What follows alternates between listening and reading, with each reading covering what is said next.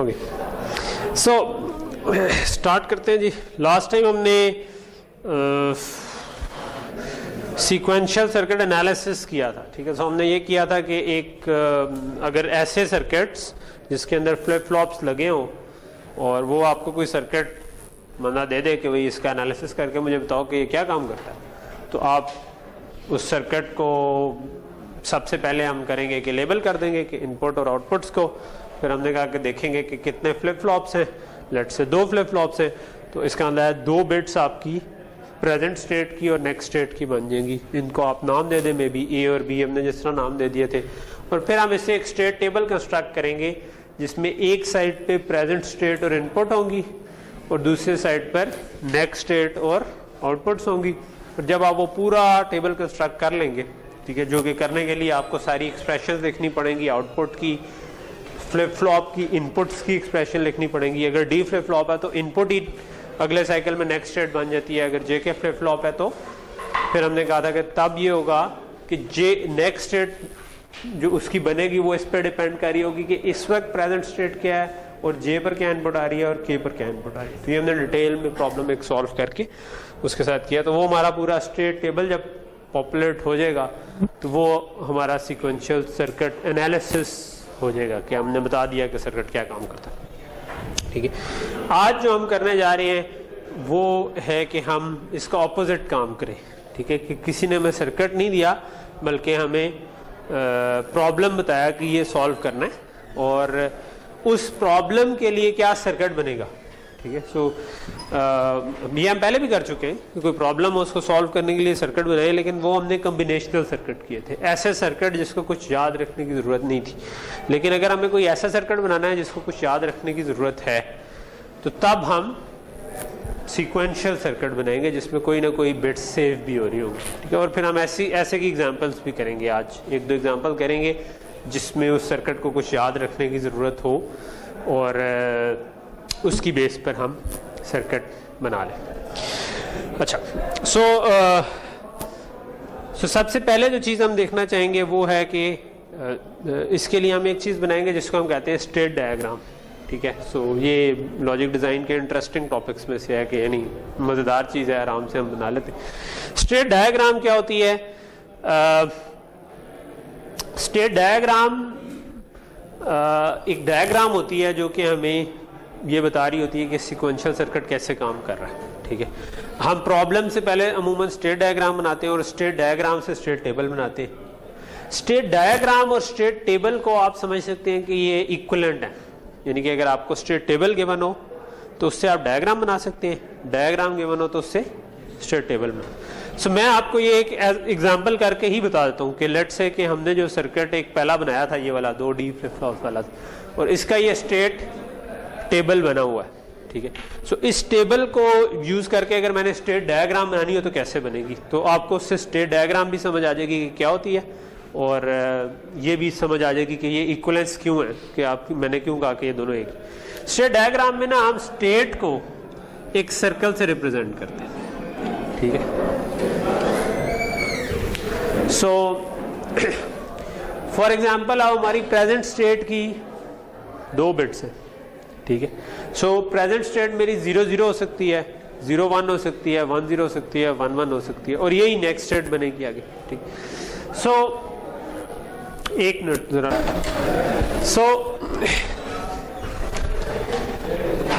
सो हम क्या करेंगे कि हम हर स्टेट को ना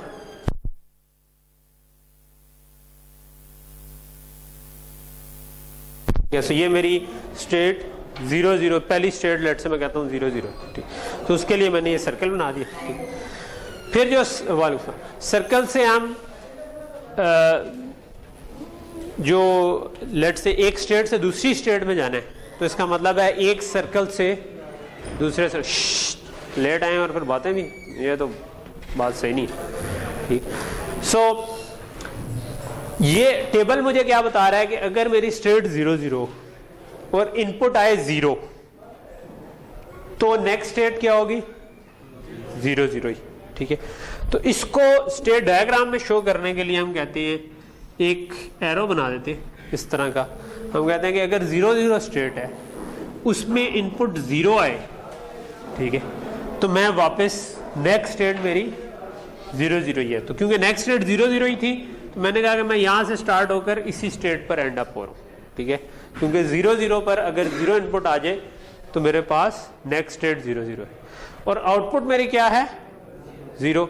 यहां पर इसी एरो के ऊपर मैं स्लैश लगाकर 0 लिख दूंगा। ये स्लैश राइट साइड पे जो चीज है वो है आउटपुट और लेफ्ट साइड पे जो चीज है वो है इनपुट, ठीक है। अभी क्योंकि एक बिट की इनपुट है तो मैंने 0 0 लिख दिया। अगर लेट से ज्यादा बिट की इनपुट होती तो मैं 0 0 0 या 0 0 1 इस तरह भी लिख सकता था, ठीक। इसी तरह आउटपुट्स भी ज्यादा बिट की होती तो मैं ज्यादा बिट्स भी इधर ड्रॉ कर सकता था, ठीक। ओके, यहां तक चीज क्लियर होगी, ठीक।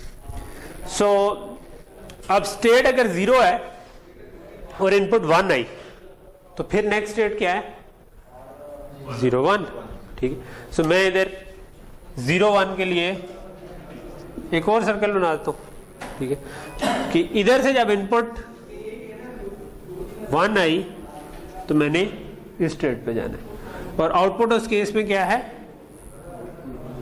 आउटपुट उस केस में 0 ही है, ठीक है। तो यहाँ ये समझ आ रहा है कि मैं कैसे बना रहा हूँ कि भाई ये बिल्कुल टेबल के ऊपर जो आ रहा है वही मैं इसको अब सर्कल्स की फॉर्म में ले दूँ कि 0 0 इनपुट 0 0 स्टेट थी, उस पर 0 इनपुट आई तो मैं इधर ही जा, 0 0 करंट स्टेट थी, 1 इनपुट आई तो मैं इधर चला गया। तो एरो ये शो कर रहा है कि इस स्टेट पे अगर ये इनपुट आई, जहां से एरो स्टार्ट हो रहा है उस स्टेट पर अगर ये इनपुट आई तो नेक्स्ट स्टेट ये होगी और स्लैश के आगे वाली जो चीज आ रही है वो आउटपुट है, ठीक। So let's build it.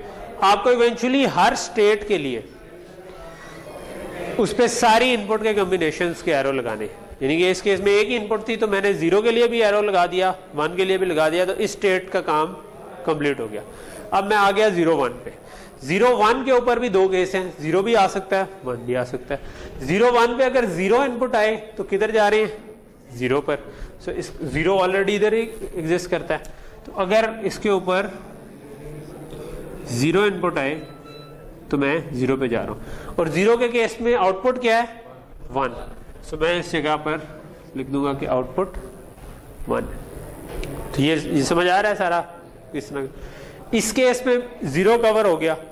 अगर इस केस में 1 आ जाए, 0 1 पर अगर 1 इनपुट आ जाए तो मैं 1 1 स्टेट पे चला जाऊंगा। सो अब मुझे एक और स्टेट बनाने की जरूरत है 1 1, ठीक है। सो 0 1 पे अगर 1 इनपुट आ जाए तो मैं 1 1 पे चला जाऊंगा और आउटपुट उस केस में क्या होगी 0। सो मैं इधर स्लैश के बाद आउटपुट लिख दूंगा 0, ठीक। इसी तरह 1 0 स्टेट है एक और, ठीक है। सो 1 0 स्टेट है जिसपे अभी तक कोई एरो लैंड नहीं किया लेकिन हमने उसको कवर करना है।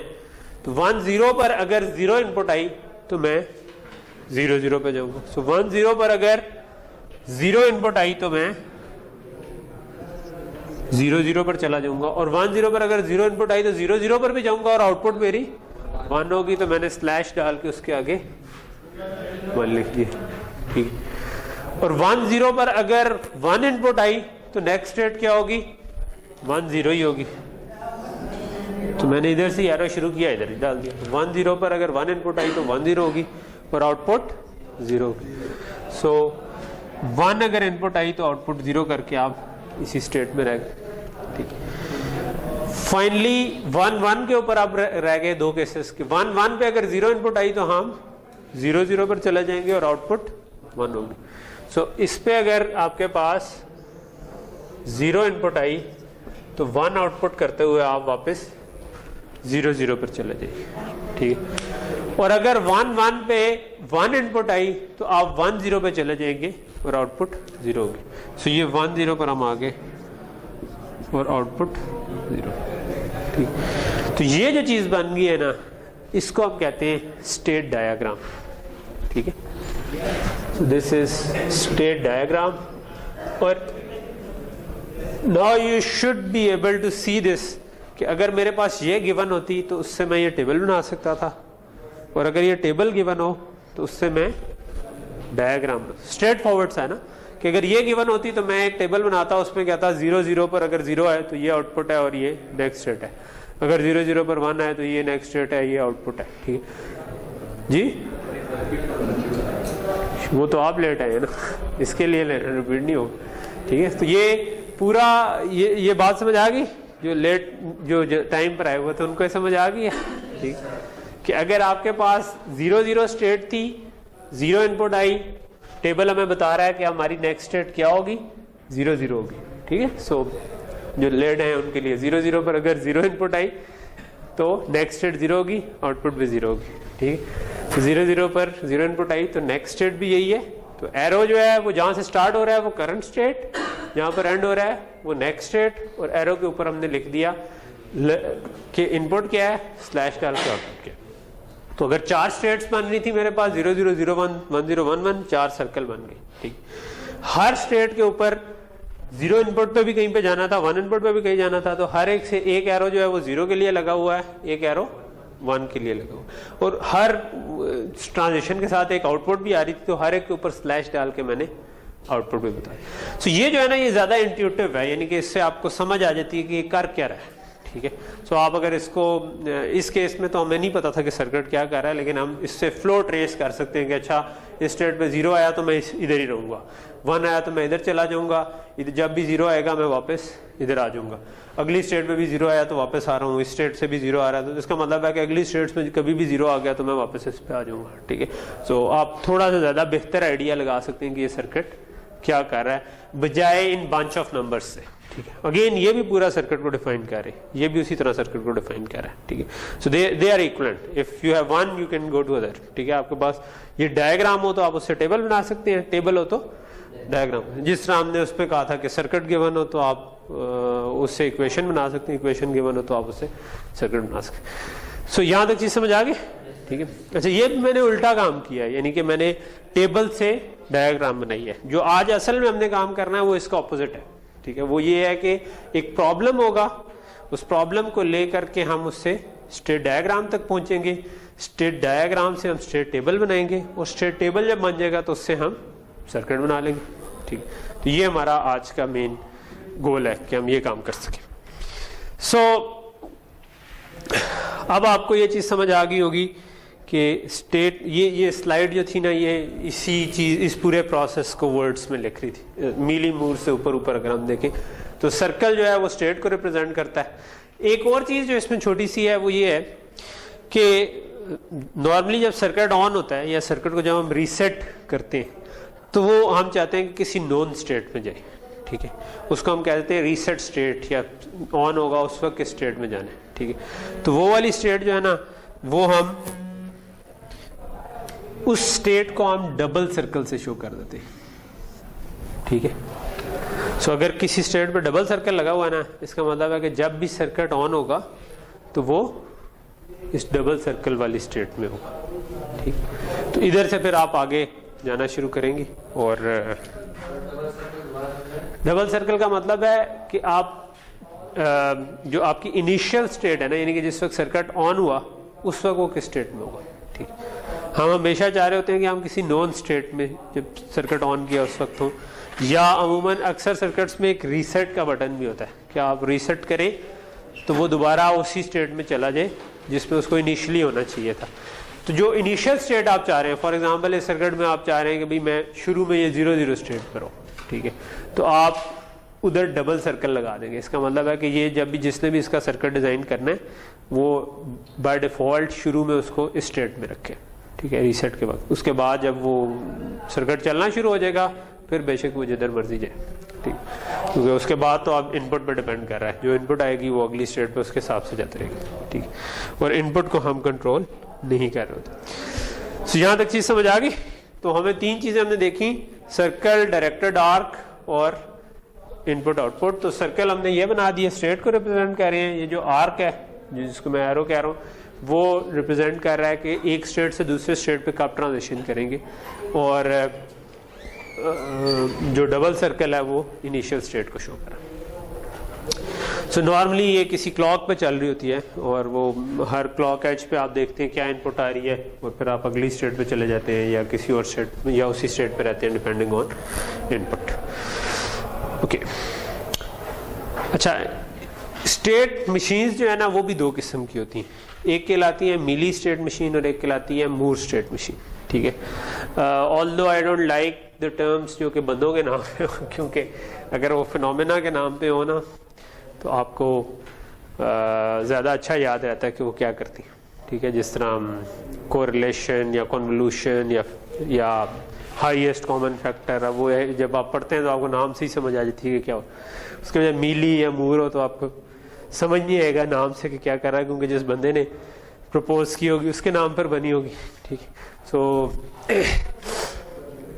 ये जो हमने डिज़ाइन किया है ना इस वक्त, ये जो डायग्राम बनाई हुई है, दिस इज़ मीली मशीन, ठीक है। मैं बताता हूँ कि फ़र्क क्या होता है, ठीक है। तो ये मीली स्टेट मशीन है, एक आपकी मूर स्टेट मशीन होती है। फ़र्क ये है कि मीली स्टेट मशीन में आप कहते हैं कि जो आपकी आउटपुट है ये इनपुट पे भी डिपेंड कर रही है और करंट स्टेट पे भी डिपेंड कर रही है, ठीक है। जिस तरह अब जो एरो है उसके ऊपर आउटपुट आ रही है, ठीक है। तो ये आउटपुट 1 कब होगी, लेट्स से अगर 1 करंट स्टेट हो और इनपुट भी 0 आए तो तब 1 होगी। अगर 1 पे इनपुट 1 आ गई तो आउटपुट 1 नहीं होगी बल्कि 0 हो जाएगी। सो इसका मतलब है ये करंट स्टेट पे भी डिपेंड कर रही है और इनपुट के ऊपर भी डिपेंड कर रही है, ठीक है। तो जब भी ऐसी आप स्टेट मशीन डिजाइन करें जो कि इनपुट पे भी डिपेंड कर रही है और करंट स्टेट पे भी डिपेंड कर रही है जिसकी आउटपुट, उसको आप कहते हैं मीली स्टेट मशीन। मूर स्टेट मशीन में आपकी जो आउटपुट होती है वो सिर्फ और सिर्फ करंट स्टेट पे डिपेंड कर रही होती है, ठीक है। वो इस पर डिपेंड नहीं कर रही होती कि इनपुट क्या आई है, ठीक है। इनपुट सिर्फ ये डिटरमिन करती है कि मैंने किस स्टेट में जाना है, ठीक है। स्टेट ट्रांजिशंस जो है वो इनपुट पर ही डिपेंड कर रही होंगी, यानी कि ये एरोज जो है इस पर इनपुट आ रही होगी लेकिन आउटपुट जो है ना वो उस एरो पे नहीं आ रही होगी, उस आर्क पे नहीं आ रही होगी, बल्कि आउटपुट सिर्फ और सिर्फ स्टेट पर डिपेंड कर रही होगी, ठीक है। तो जब आप मूर स्टेट मशीन बनाते हैं ना तो उसमें फिर आप इस तरह से बनाते हैं। ये जो एग्जांपल है ना ये आपको बता रही है कि ये जो लेफ्ट वाली है ना ये हमने जो भी बनाई थी कि लेट से ये इस स्टेट से स्टार्ट हो रही है, अगर ए इनपुट आई तो क्यू आउटपुट होगी, अगर बी इनपुट आई तो पी आउटपुट होगी। इसी तरह इस स्टेट में हुआ तो अगर ए इनपुट आई तो क्यू आउटपुट होगी, अगर बी इनपुट आई तो पी आउटपुट होगी। तो ये वाली नॉर्मल मीली स्टेट मशीन जो हमने पहले बनाई थी, ठीक है। मूर स्टेट मशीन में एरो के ऊपर आपको स्लैश लगा के साथ आउटपुट नहीं लिखी हुई, इसलिए क्योंकि output is not dependent on input, ठीक है। तो फिर आउटपुट कहां पर लिखेंगे, आउटपुट डिपेंड कर रही है स्टेट के ऊपर, करंट स्टेट क्या चल रही है, ठीक है। तो आउटपुट हम स्टेट के सर्कल के अंदर लिखेंगे, ठीक है, कि अगर ये वाली स्टेट है तो ये आउटपुट है, अगर ये वाली स्टेट है तो ये आउटपुट है, ठीक है। तो फर्क क्या है कि इसमें आपकी आउटपुट सिर्फ स्टेट पर डिपेंड कर रही है, मूर स्टेट मशीन में उसके अंदर आउटपुट्स इनपुट प्लस स्टेट पर डिपेंड करें, दोनों चीजों पर डिपेंड करें, ठीक है। तो ये अब आप ध्यान में रखें कि मीली का मतलब है कि output is a function of, output depend करती है इनपुट पे भी और करंट स्टेट पे भी, ठीक है। जबकि मूर मशीन जो होगी उस केस में आउटपुट आपकी it just depends on state, current state जिसको हम कहते हैं, इस वक्त क्या स्टेट चल रहा है, ठीक। सो ये आपका मेन डिफरेंस है इसके अंदर, ठीक है। प्रैक्टिकली ये जो हमारी स्टेट्स होती है ना ये रेफर कर रही होती हैं फ्लिप फ्लॉप्स को। जिस तरह हमने जब सर्किट एनालिसिस किया तो हर फ्लिप फ्लॉप के लिए हमने करंट स्टेट और नेक्स्ट स्टेट बनाया, ठीक है। सो आपके कुछ सर्किट में रजिस्टर होते हैं या फ्लिप फ्लॉप होते हैं जिस जो कि बता रहे होते हैं कि इस वक्त क्या स्टेट है। अगर तो आपकी मूर स्टेट मशीन है तो आप ये कहना चाह रहे हैं कि भाई मेरी जो आउटपुट है ना वो सिर्फ और सिर्फ स्टेट पर डिपेंड कर रही है, ठीक है। ये सर्कल का मतलब कोई लॉजिक इधर होगी लेकिन वो उसकी इनपुट होगी इस पर क्या स्टेट चल, और ये जो करंट स्टेट है ये प्लस आपकी इनपुट ये डिटरमिन कर रही होगी कि नेक्स्ट स्टेट क्या होगी, ठीक है। यानी कि आपकी इस वक्त जो भी स्टेट चल रही, जिस तरह इधर हमने किया कि करंट स्टेट अगर एस है, एस के है और ए इनपुट आई तो आप कह देंगे कि एस जे हमारी नेक्स्ट स्टेट है, ठीक है। तो आपकी जो नेक्स्ट स्टेट है, नेक्स्ट स्टेट का मतलब है ये जो रजिस्टर है, ये रजिस्टर या फ्लिप फ्लॉप जिसको मैं कह रहा हूँ, ये फ्लिप फ्लॉप है, इनमें करंटली अगर 0-0 पड़ा हुआ तो आप 0-0 स्टेट में, अगर 0-1 पड़ा हुआ तो 0-1 स्टेट। तो जिस स्टेट में है ना वो देखते हुए आप देखेंगे इनपुट क्या है, उसके हिसाब से आप नेक्स्ट स्टेट में चले जाइए, ठीक है। अभी हमने ये देखना है कि ये सर्किट कैसे बनता है, लेकिन अभी हम उसको सिर्फ क्लाउड समझ लें तो हमें कॉन्सेप्ट समझ आ जाना चाहिए कि फंडामेंटल फर्क क्या है मीली और मूर में। मूर में आपकी output is just dependent on state और इन जो आपकी नेक्स्ट स्टेट है वो डिपेंड कर रही होती है इनपुट प्लस करंट स्टेट पे, ठीक है। जब आपकी मिली स्टेट मशीन होती है फिर आप कहते हैं, फिर ये क्लाउड इधर नहीं रहता, फिर आप कहते हैं कि जो आपकी आउटपुट है ना वो भी इस पे डिपेंड कर रही है। इनपुट और करंट स्टेट से ही नेक्स्ट स्टेट भी निकल रही है, इनपुट और करंट स्टेट से ही आउटपुट भी निकल रही है, ठीक है। तो ये जो भी सर्किट बनेगा ये फिर डिटरमिन कर रहा होगा कि अगर ये स्टेट चल रही है और ये इनपुट आई है तो मैंने ये आउटपुट करनी है, अगर ये स्टेट चल रही है और ये इनपुट आई है तो नेक्स्ट स्टेट क्या होगी। जिस तरह हमने ये भी बनाया कि भाई अगर ये स्टेट चल रही है, ये इनपुट आई है तो ये नेक्स्ट स्टेट होगी, और अगर ये स्टेट चल रही है, ये इनपुट है तो ये आउटपुट होगी, ठीक। तो प्रैक्टिकली ये फर्क होगा। ये आपको इससे पिछली स्लाइड के ऊपर ये वाली बेसिकली ये सेम डायग्राम है जो मैं आपको बताना चाह रहा था कि आपकी इनपुट है तो कोई कॉम्बिनेशन, जो मैंने क्लाउड बनाया वो कोई कॉम्बिनेशनल सर्किट है, ठीक है। सो आप कह रहे हो, और ये स्टोरेज एलिमेंट जो भी फ्लिप फ्लॉप है, सो आप कह रहे हो कि in case of Moore machine आपकी आउटपुट सिर्फ स्टेट का फंक्शन है, ठीक है, और आपकी इनपुट और करंट स्टेट मिला के आपकी नेक्स्ट स्टेट बन गई, ठीक। जबकि मिली स्टेट मशीन में आपकी इनपुट और करंट स्टेट मिलाकर ही आउटपुट भी बन रही है और नेक्स्ट स्टेट भी बन रही है, ठीक। मूर मशीन की क्या, जी जी ये बनी हुई है इसमें, क्योंकि अब आपकी आउटपुट सिर्फ स्टेट का फंक्शन है, यानी कि अगर स्टेट 0 है तो आपने कहा आउटपुट 0 होगी, स्टेट 1 है तो आउटपुट 1 होगी, कुछ इस तरह किया हुआ, या स्टेट 0 है तो 1 है, तो आप उसको स्टेट के साथ लिखते हैं, एरो के ऊपर नहीं लिखते, क्योंकि आप वो एरो क्या था, एरो तो इनपुट, ये जो आर्क थी ये बता रही थी कि इनपुट क्या आई है, ए इनपुट आई है तो इस स्टेट से स्टेट पे चले जाओ, ठीक है।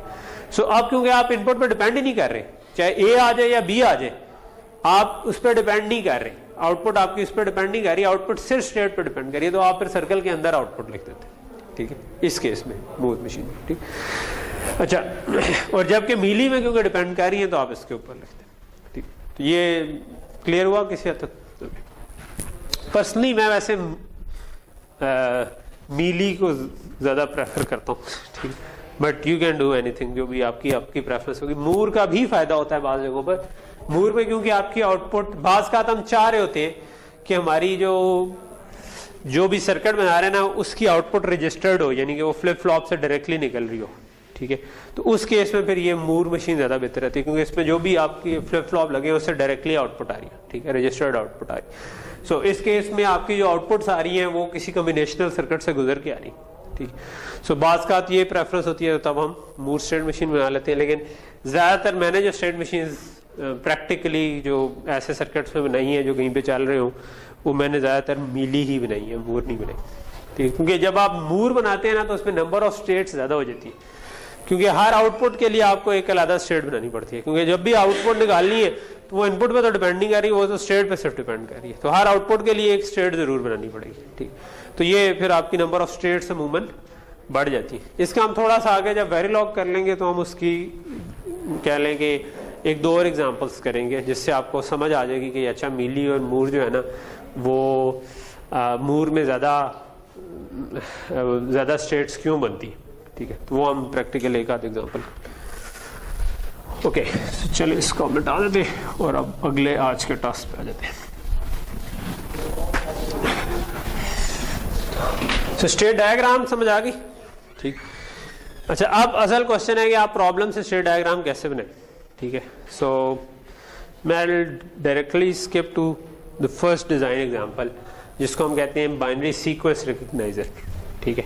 सो हम बनाना क्या चाह रहे हैं, हम एक डब्बा बनाना चाह रहे हैं जिसको 1 बिट की इनपुट आती है, ठीक है। सो 1 बिट की इनपुट है और 1 ही बिट की आउटपुट है, 1 बिट इनपुट 1 बिट आउटपुट, ठीक है।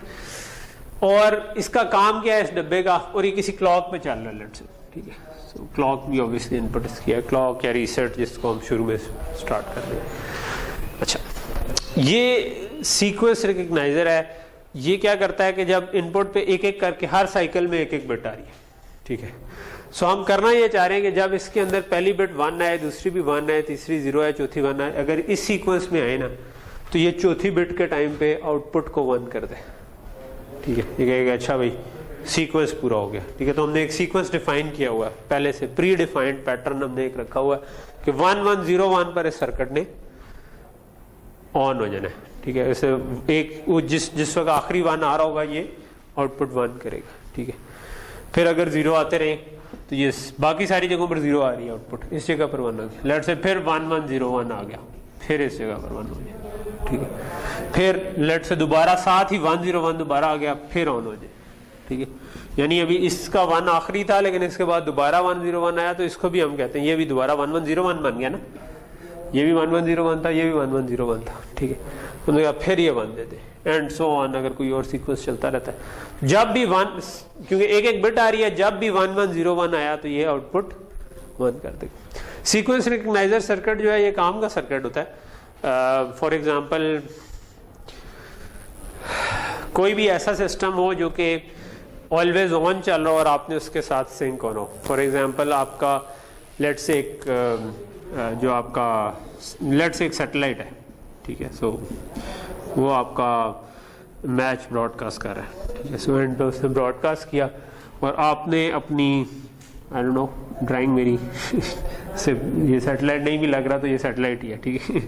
सो हमने अपनी डिश का रुख कर दिया जी इसकी तरफ, ठीक है। सो इस डिश ने हमें टीवी पे सिग्नल देना शुरू कर दिया, ठीक है। सो अभी जो मैं बना रहा हूँ वो लाजमी एक्चुअल सिस्टम बिल्कुल वैसे नहीं होते होंगे, लेकिन just to give you an idea कि प्रॉब्लम क्या होता है ये है कि ये तो हर वक्त ब्रॉडकास्ट कर रहा है, ठीक है। तो लेट से मैंने एक वीडियो ब्रॉडकास्ट करनी है, ठीक है। तो वीडियो ब्रॉडकास्ट करनी है तो वो एक इमेज आएगा, उसके बाद दूसरा इमेज आएगा, उसके बाद तीसरा इमेज आएगा। तो ये आपको पता ही है कि वीडियो असल में क्या होती है, एक सेट ऑफ पिक्चर्स होती है जिसको आप प्ले कर देते हैं, ठीक है। सो आपने कभी वो किताब के ऊपर बना के देखे होंगे, वो अक्सर फेसबुक पे वो रोनाल्डो की जो किसी ने बनाई है वो देखी है आपने, कि वो बस यूं कह रहा था, ठीक। तो इट्स काइंड ऑफ वीडियो होता का प्रिंसिपल यही है कि उसके बजाय असल में तस्वीरें हो तो हमें वो वीडियो नज़र आ रही होती है, लेकिन वो किसी बंदे ने वाह टाइम था उसके पास, उसने हाथ से पूरा बना के उसको। So in the end it's set of pictures जो कि चल रही, ठीक है। सो ये क्या कर रहा है, ये पहले एक पिक्चर भेज देता है, फिर दूसरी भेज देता है, फिर तीसरी। तो ये एक इस पूरी पिक्चर को जो है ना टाइम पे भेज रहा होता है कि लेट से कि मैं पहले ये बिट भेजूंगा, फिर ये, फिर ये, फिर ये, फिर ये, ठीक है। तो ये it's a set of pixels और हर पिक्सल एक बाइनरी नंबर है, तो उस बाइनरी नंबर की बिट्स को ना 0 1 0 1 0 1 कुछ भेजता जा रहा है, ठीक है। लेट से वो कहता है कि ये 0 है 1 है, फिर 0 आए 1 आए 0 आए, बहुत सारे 1 आए, जो भी है, ठीक है। तो आपको इस तरह का कुछ रिसीव हो रहे हैं 0 1 0 1, और वो 0 1 का मतलब है कि अच्छा 8 10 इकट्ठे हो गए तो पहली पिक्सल बन गई, फिर बन गई दूसरी पिक्सल, तीसरी पिक्सल, एंड सो ऑन, ठीक है। अब जब मैंने अपना सिस्टम ऑन किया और मैंने डिश का रुख उसकी तरफ किया, तो वो तो पहले से ट्रांसमिट कर रहा था, क्योंकि सैटेलाइट तो सारे एक पूरे एरिया को कवर कर रहा था ना, ठीक है। हो सकता है पूरी ज़मीन को, या एक पूरा उसका कोई फुटप्रिंट हो कि जी पाकिस्तान को कवर कर रहा है, या किसी और एरिया को कर। तो वो जिस एरिया को कवर कर रहा था उसमें वो तो शुरू से ब्रॉडकास्ट कर रहा था। आपने जिस वक्त ऑन किया तो आपको हमेशा पहली पिक्सल तो नहीं मिलेगी, हो सकता है जिस वक्त ऑन किया हो, बल्कि बहुत ही अनलाइकली है कि आपको पहली पिक्सल मिले। आप जब उसको ऑन करेंगे हो सकता है आपको ये दरमियान वाली किसी बिट से उस वक्त ट्रांसमिशन चल रही, तो आपको जो पहला इनपुट मिली वो असल में ये वाली बिट थी, ठीक है। इस वाली बिट से आपने इमेज जोड़ के बनाने की कोशिश की तो वो कुछ और ही चीज़ बन जाएगी, क्योंकि आप इसको अगर समझ लेंगे ये पहली बिट है, आप इसके आगे आधे ये जब हो जाएंगे और आधे ये जो हो जाएंगे तो ये और ये जोड़ के आप पहली इमेज बना देंगे, एंड सो ऑन, ठीक है। और वो फिर जब यहाँ पर आकर कहीं पे ख़त्म होगा तो आपका ये एक इमेज बनेगा, तो आधा ऊपर आधा नीचे कोई एक अजीब सी चीज़ आपको नज़र आ रही होगी। और अभी ऑब्वियसली इसके अंदर भी हर पिक्सल भी एक 8 या 16 बिट्स या 32 बिट से मिलकर बनी हुई है, लेट से, या 24 बिट से मिलकर बनी हुई, तो उसमें भी आप दरमियान में कहीं पे आ गए तो बिल्कुल ही तबाही मिट जाएगी, ठीक है इसके। तो आपको कुछ और, so what you need is कि आपको किसी तरह पता चल सके कि जब भी आपने सैटेलाइट की तरफ रुख किया है तो आपको किसी तरह पता चल सके कि कहाँ से मेरा ये एक इमेज स्टार्ट हो रहा है पूरा, या एक फ्रेम स्टार्ट हो रहा है, अगर मैं इसको फ्रेम कह दूँ।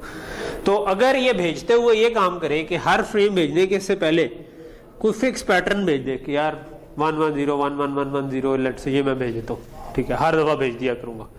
तो आपका सैटेलाइट की तरफ जब डिश करेंगे तो आपका टीवी ये कर सकता है कि वो पहले ढूंढ ले कि भाई आपके पास ये वाला पैटर्न जब भी आएगा, और लेट से एक दफ़ा ना देखे 2-3 दफ़ा देख ले कि यार इसके इतने गैप के बाद दोबारा भी आया, तो इसका मतलब है कि मैं मुझे स्टार्ट मिल गया, क्योंकि हर फ्रेम के बाद ये भेज रहा है, हर इमेज के बाद ये भेज रहा है। तो आपको लेट से 2 मेगापिक्सल का कैमरा था, तो 2 मेगाबाइट्स के बाद आपके पास दोबारा फ्रेम आ जाना चाहिए, ठीक है। तो आप हर 2 मेगा के बाद देखेंगे यार पहली दफ़ा जब मिला है उसके 2 मेगा के बाद भी मिला है, उसके 2 मेगा, इसका मतलब है कि भाई मुझे फ्रेम सही मिल गया।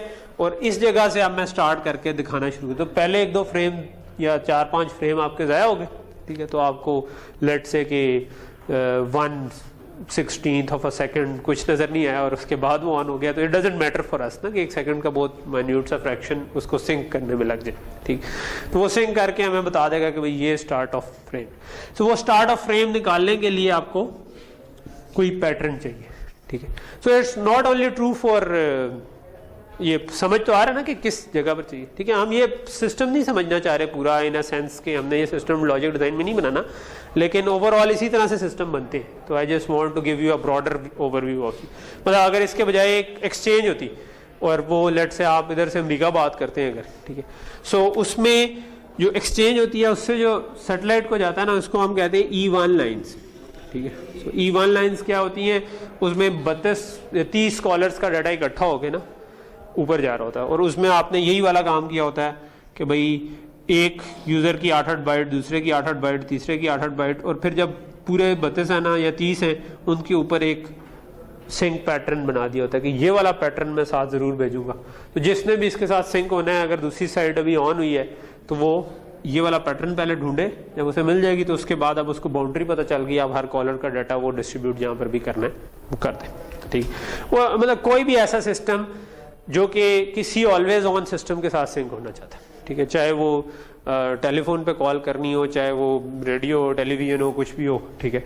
जहाँ पर भी कोई डिजिटल बिट्स ट्रांसमिट हो रही हैं और आपने उनके साथ सिंक होना है, वहाँ पर आपको इस किस्म का सीक्वेंस रिकग्नाइजर चाहिए होता है कि यार क्या सीक्वेंस आ रहा है। जब ये वाला सीक्वेंस आ जाएगा तो मैं कह सकूँ कि हाँ भाई मुझे ये सीक्वेंस मिल। और अभी तो हम सिंपल केस करें कि हमें एक दफ़ा भी मिल जाए तो हम कह देंगे कि सीक्वेंस मिल गया, जो भी हम केस करें। प्रैक्टिकली जब आप बना रहे होंगे तो वो इससे थोड़ा सा डिफरेंट होगा, उसमें आप फिर कम से कम 3 दफ़ा तो देखेंगे कि भाई आपको सीक्वेंस मिला, क्योंकि हो सकता है इन बिट्स के अंदर भी ये सीक्वेंस आ जाए ना, किसी इमेज से बनी हुई है और इमेज से जब पिक्सल बना रहे थे तो जो आप सीक्वेंस ढूंढ रहे हैं वो इसके अंदर भी हो, इट्स वेरी मच पॉसिबल। सो आप उस पर लॉक ना कर दें और आप उसको ना कहना शुरू कर दें कि हाँ भाई सीक्वेंस आ गया तो यहाँ से मैं शुरू कर दूँ, नहीं। तो इसके लिए हम फिर 2-3 दफ़ा लगातार देखते हैं कि आपको ठीक सीक्वेंस मिला कि नहीं। सो ये एक छोटा सा मतलब काइंड ऑफ बैकग्राउंड के कहाँ पर ऐसे सिस्टम यूज होते हैं, ठीक है। नॉट एग्जैक्टली कि यही सिस्टम यूज हो जाएगा, ठीक है, क्योंकि ये बहुत क्रूड सा सिस्टम है, क्योंकि हम बिल्कुल 4 बिट का सीक्वेंस बना रहे हैं और हम असल में इस वक्त सिर्फ ये समझना चाह रहे हैं कि स्टेट डायग्राम कैसे बनती है। तो हमने इसलिए छोटी एग्जांपल की, लेकिन जब आप एक दफ़ा थोड़े से इसके चीते हो जाएंगे तो उसके बाद आप थोड़े से बड़े प्रॉब्लम्स भी टैकल कर लेंगे। सो ये प्रॉब्लम समझ आ गया, ठीक है। तो ये तो एक उसकी था कि वजह क्या है प्रॉब्लम की, और करना क्या चाह रहे हैं, एक बिट आ रही है और आप देखना चाह रहे हैं कि यार अगर 1101 लगातार आ गया तो हम मतलब पहली बिट 1 आई, दूसरी 1 आई, फिर 0 आई, फिर 1 आई, तो जो आखिरी बिट जब आ रही होगी तो मैं चाहता हूँ आउटपुट 1 हो जाए, ठीक। अच्छा, तो इसको कर ये इधर वो एक्सप्रेशन की फॉर्म में लिखा हुआ है कि x of t minus 3 to t, ठीक है, यानी कि पिछले 3 सैंपल प्लस एक इस वक्त वाला सैंपल अगर 1101 आ गया तो हम इसको कह दें कि भाई ये 1 है, अदरवाइज हम चाहते हैं कि हमारी आउटपुट 0, ठीक है। तो जब भी ये सीक्वेंस मेरे पास है तो मेरी आउटपुट 1। अच्छा, अब इसको अगर मैंने सॉल्व करना है तो मैं ये कर सकता हूँ कि मैं शुरू में एक स्टेट से शुरू हो जाऊँ कि भाई ये मेरी स्टेट है कि जिस वक्त कोई सीक्वेंस जो है ना अभी नहीं आया, ठीक है, या सीक्वेंस सही नहीं आ रहा था, अभी आपने ऑन किया सिस्टम तो मैं इस स्टेट पे चला गया, ठीक है, कि सीक्वेंस की कोई बिट भी अभी तक सही रिसीव नहीं हुई। अच्छा, अब जब मैंने ऑन किया और मुझे बिट्स आना शुरू हो गई तो मुझे बिट 0 भी आ सकती है और 1 भी आ सकती है। तो अगर मैंने जो सीक्वेंस बनाना है वो है 1101, अगर मुझे बिट 0 मिली पहली तो मुझे क्या करना चाहिए, क्या इसी स्टेट में रहना चाहिए या किसी और स्टेट में जाना चाहिए? अगर 0 इनपुट आई, हाँ, 0 का मतलब है कि भाई अब कोई इंप्रूवमेंट नहीं हुई, ठीक है, आपको सीक्वेंस तो शुरू से ही तलाश करना है, तो शुरू से तलाश करने वाली स्टेट तो ये खुद है, तो इसका मतलब है कि 0 के ऊपर आप इसी जगह पर है। और मुझे आउटपुट इस केस में क्या करनी चाहिए? आउटपुट भी 0 आ जाएगी क्योंकि अभी सीक्वेंस तो नहीं डिटेक्ट, आउटपुट तो तब 1 करेंगे। सो आउटपुट तो इन दी एंड हम किसी एक केस में 1 करेंगे जब हमारे पास सीक्वेंस पूरा मुकम्मल हो गया, बाकी सारे केसेस में हम 0। व्हाट अबाउट के इनपुट 1 आ गई, ठीक है, इनपुट 1 आ गई, तब भी मुझे क्या ऐसी स्टेट में रहना चाहिए? नहीं। इसलिए हमें याद रखना चाहिए कि हम सीक्वेंस में किस जगह पर बैठे हुए हैं। तो अब ये वो कॉम्बिनेशनल तरीके से नहीं मान सकता, ठीक है। तो इसमें हमें किसी कुछ ये मतलब ये ऐसा चीज़ है जिसमें हमें याद रखने की ज़रूरत है कि हमारा कितना सीक्वेंस आ चुका है, ठीक है। उसके हिसाब से हम डिसीजन लेंगे कि भाई क्या आउटपुट 1 करनी है या नहीं। फॉर एग्जांपल 1 1 0 आ चुका है, तो अब अगर 1 आएगा तो आप आउटपुट 1 कर देंगे क्योंकि सीक्वेंस पूरा हो गया। तो हमें अब याद रखने की जरूरत। तो अगर इस पे इनपुट 1 आ गई तो अब हमें याद रखने की जरूरत है कि भाई 1 1 आ गया है, ठीक है। सो 1 1 आ गया, ये स्टेट जो है ना ये कह रही है कि भाई 1 1 आ गया, मैं वो वाली स्टेट हूँ, ठीक है, कि जब 1 1 आ चुका है। अब मुझे इसके आगे देखना है कि क्या होने वाला, ठीक। सो अगर इनपुट 1 आई तो मैं नेक्स्ट स्टेट पे गया और आउटपुट क्या होनी चाहिए? स्टिल 0 होनी चाहिए, क्योंकि जब तक पूरा सीक्वेंस नहीं होगा तब तक हमारी आउटपुट 1 नहीं होगी, ठीक है। तो एक स्टेट से हम दूसरी स्टेट पे चले गए। इस स्टेट पे हमने 0 का केस भी कवर कर लिया, 1 का केस भी कवर कर लिया। इसका मतलब we are done with this state, यानी कि इस स्टेट पे जो काम करना था वो हमने कर लिया। इस स्टेट पे आगे ये स्टेट बता रही है कि भाई 1 1 आ चुका है भाइयों, अब क्या करें, ठीक है। तो 1 1 आ चुका है, तो अब अगेन आपके पास 2 ऑप्शन हो सकती है, यानी अब आप इस जगह पर पहुंच गए कि 1 1 आ चुका है, ठीक है। जिस स्टेट के लिए भी आप एरोज ड्रॉ कर रहे हो, आप अपने आप को उसके पर्सपेक्टिव पे रखें कि ये क्या शो कर रही है। ये शो कर रही है कि 1 1 आ चुका है। अब इस पर्सपेक्टिव से अगर 1 आया तो मुझे क्या करना चाहिए, अगर 0 आया तो मुझे क्या करना चाहिए, ठीक है, कि अगर 1 1 पहले से आ चुका, अगर पहले से 1 1 आ चुका है और मेरे पास 0 इनपुट आ जाती है इसके बाद, तो अब मुझे क्या करना चाहिए? दोबारा शुरू से ढूंढने की कोशिश करनी चाहिए, क्योंकि इसने तो सीक्वेंस खराब कर दिया, ठीक है। सो मैं इधर से उठ के पहली स्टेट पे चला गया कि जब भी 0 इनपुट आएगी मैं कहूँगा कि नहीं भाई पहली, और आउटपुट क्या करनी चाहिए? 0। आउटपुट तो हमारी ऑलमोस्ट सारे केसेस में 0 रहेगी, सिवाय उस केस में जब वाकई सीक्वेंस पूरे का पूरा कंप्लीट हो जाएगा, ठीक। सो अगर 0 आई इनपुट तो इसका मतलब है कि सीक्वेंस को दोबारा शुरू से तलाश करने की जरूरत है। और व्हाट इफ के इधर 0 ना आता बल्कि 1 आ जाता, फिर क्या करते? फिर हमें एक और स्टेट बनानी चाहिए थी जो कि अब इससे डिफरेंट है, क्योंकि ये कह रही थी कि 1 1 आया, ठीक है। अब हमारे पास 2 1 का आना और 1 1 का आना बराबर नहीं है। 2 1 का आने का मतलब है हम एक स्टेप आगे जा चुके हैं और अब हमारा टारगेट क्लोज है, तो हम एक और स्टेट बना देंगे। इसमें हम कहेंगे कि अगर इस केस में 0 आया था तो फिर तो हम शुरू से देखेंगे, अगर 1 आया तो हम एक स्टेप आगे चलेंगे। आउटपुट अभी भी 0 है क्योंकि सीक्वेंस पूरा नहीं हुआ जब तक आउटपुट सीक्वेंस पूरा। सो इस स्टेट में मैंने 0 इनपुट भी कवर कर ली, 1 भी कवर कर ली, हर स्टेट में मैंने सारी इनपुट्स कवर कर ली, ठीक है। इस केस में क्योंकि हमारी इनपुट ही 1 बिट की है तो हमारा 0 1 आ रहा है, अगर 2 बिट की होती तो हमें 0 0 0 1 1 0 1 1 सब कवर करने थे हर स्टेट में, ठीक है। तो हर स्टेट में सारी इनपुट्स को हमने कवर करना है कि वो क्या कह रही है। ओके, सो इस स्टेट पे आगे ये वाली स्टेट का 0 भी कवर हो गया, 1 भी कवर हो गया, तो अब ये स्टेट हमारी नई स्टेट आ गई। ये वाली स्टेट बता रही है कि 2 1 आ चुके, ठीक है। सो हम इस जगह पर बैठेंगे, 2 1 हमें मिल चुके, ठीक है। इसके पर्सपेक्टिव से देखें तो 2 1 आ चुके हैं। अब मुझे क्या एक्शन लेना चाहिए कि अगर 2 1 आ चुके हो तो फिर अगर 0 आए तो क्या करना चाहिए, 1 आए तो क्या करना चाहिए। सो 2 1 पे अगर 0 आए तो क्या करना चाहिए, 1 1 पे अगर 0 आ गया तो इसका मतलब है कि हम एक और स्टेप आगे चले गए हैं, हम बिल्कुल सीक्वेंस कंप्लीट होने वाले के करीब पहुंचे। तो हमने कहा कि अच्छा 0 इधर आ जाए तो आउटपुट तो 0 ही होगी क्योंकि अभी सीक्वेंस कंप्लीट नहीं हुआ, मगर हम स्टेट को इधर ले जाए। तो यहां तक चीज समझ आ रही है? ओके। सो अगर 1 1 वाली स्टेट में हम बैठे हुए तो 0 हुआ तो नेक्स्ट स्टेट पे चलेगी। व्हाट अबाउट के 1 1 वाली स्टेट पे 1 आ जाए, फिर हमें शुरू से ढूंढना चाहिए। क्या हमें शुरू से ढूंढना चाहिए? अगर 1 1 के ऊपर 1 एक और आ जाए तो क्या हमें शुरू से ढूंढना चाहिए या नहीं? पहला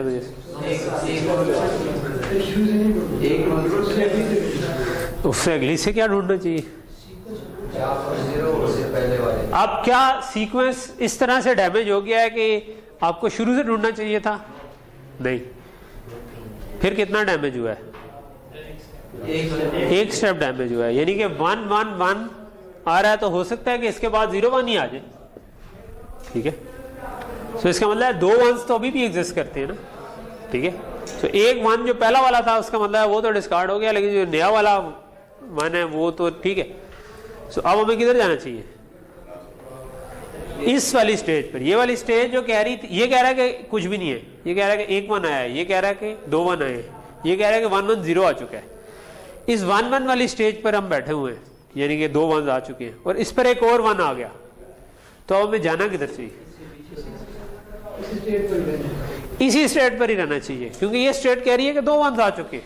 ठीक है, तो एक और 1 आया है, तो इसका मतलब है कि एक 1 तो जाया हुआ लेकिन 2 1s तो अभी भी है। तो ये स्टेट खुद यही कह रही है कि 2 1s वाली स्टेट में। तो आपके पास अगर 1 आ गया तो आप पिछली पे क्यों नहीं गए? क्योंकि ये कह रही थी कि एक 1 आया हुआ है।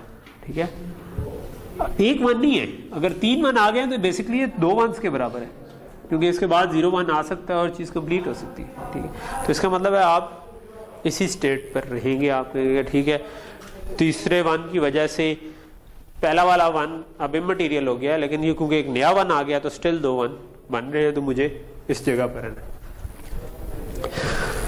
ओके, सो इस केस में हमने 1 भी कवर कर दिया, 0 भी कवर कर दिया, तो इसकी सारी इनपुट्स कवर होगी, इस स्टेट पे आ जाते हैं। सो ये वाली स्टेट रेफर कर रही है कि अगर मेरे पास सीक्वेंस में 1 1 0 आ चुका हो तो हम इस स्टेट पे पहुंचेंगे, अदरवाइज हम इस स्टेट पर आएंगे ही नहीं।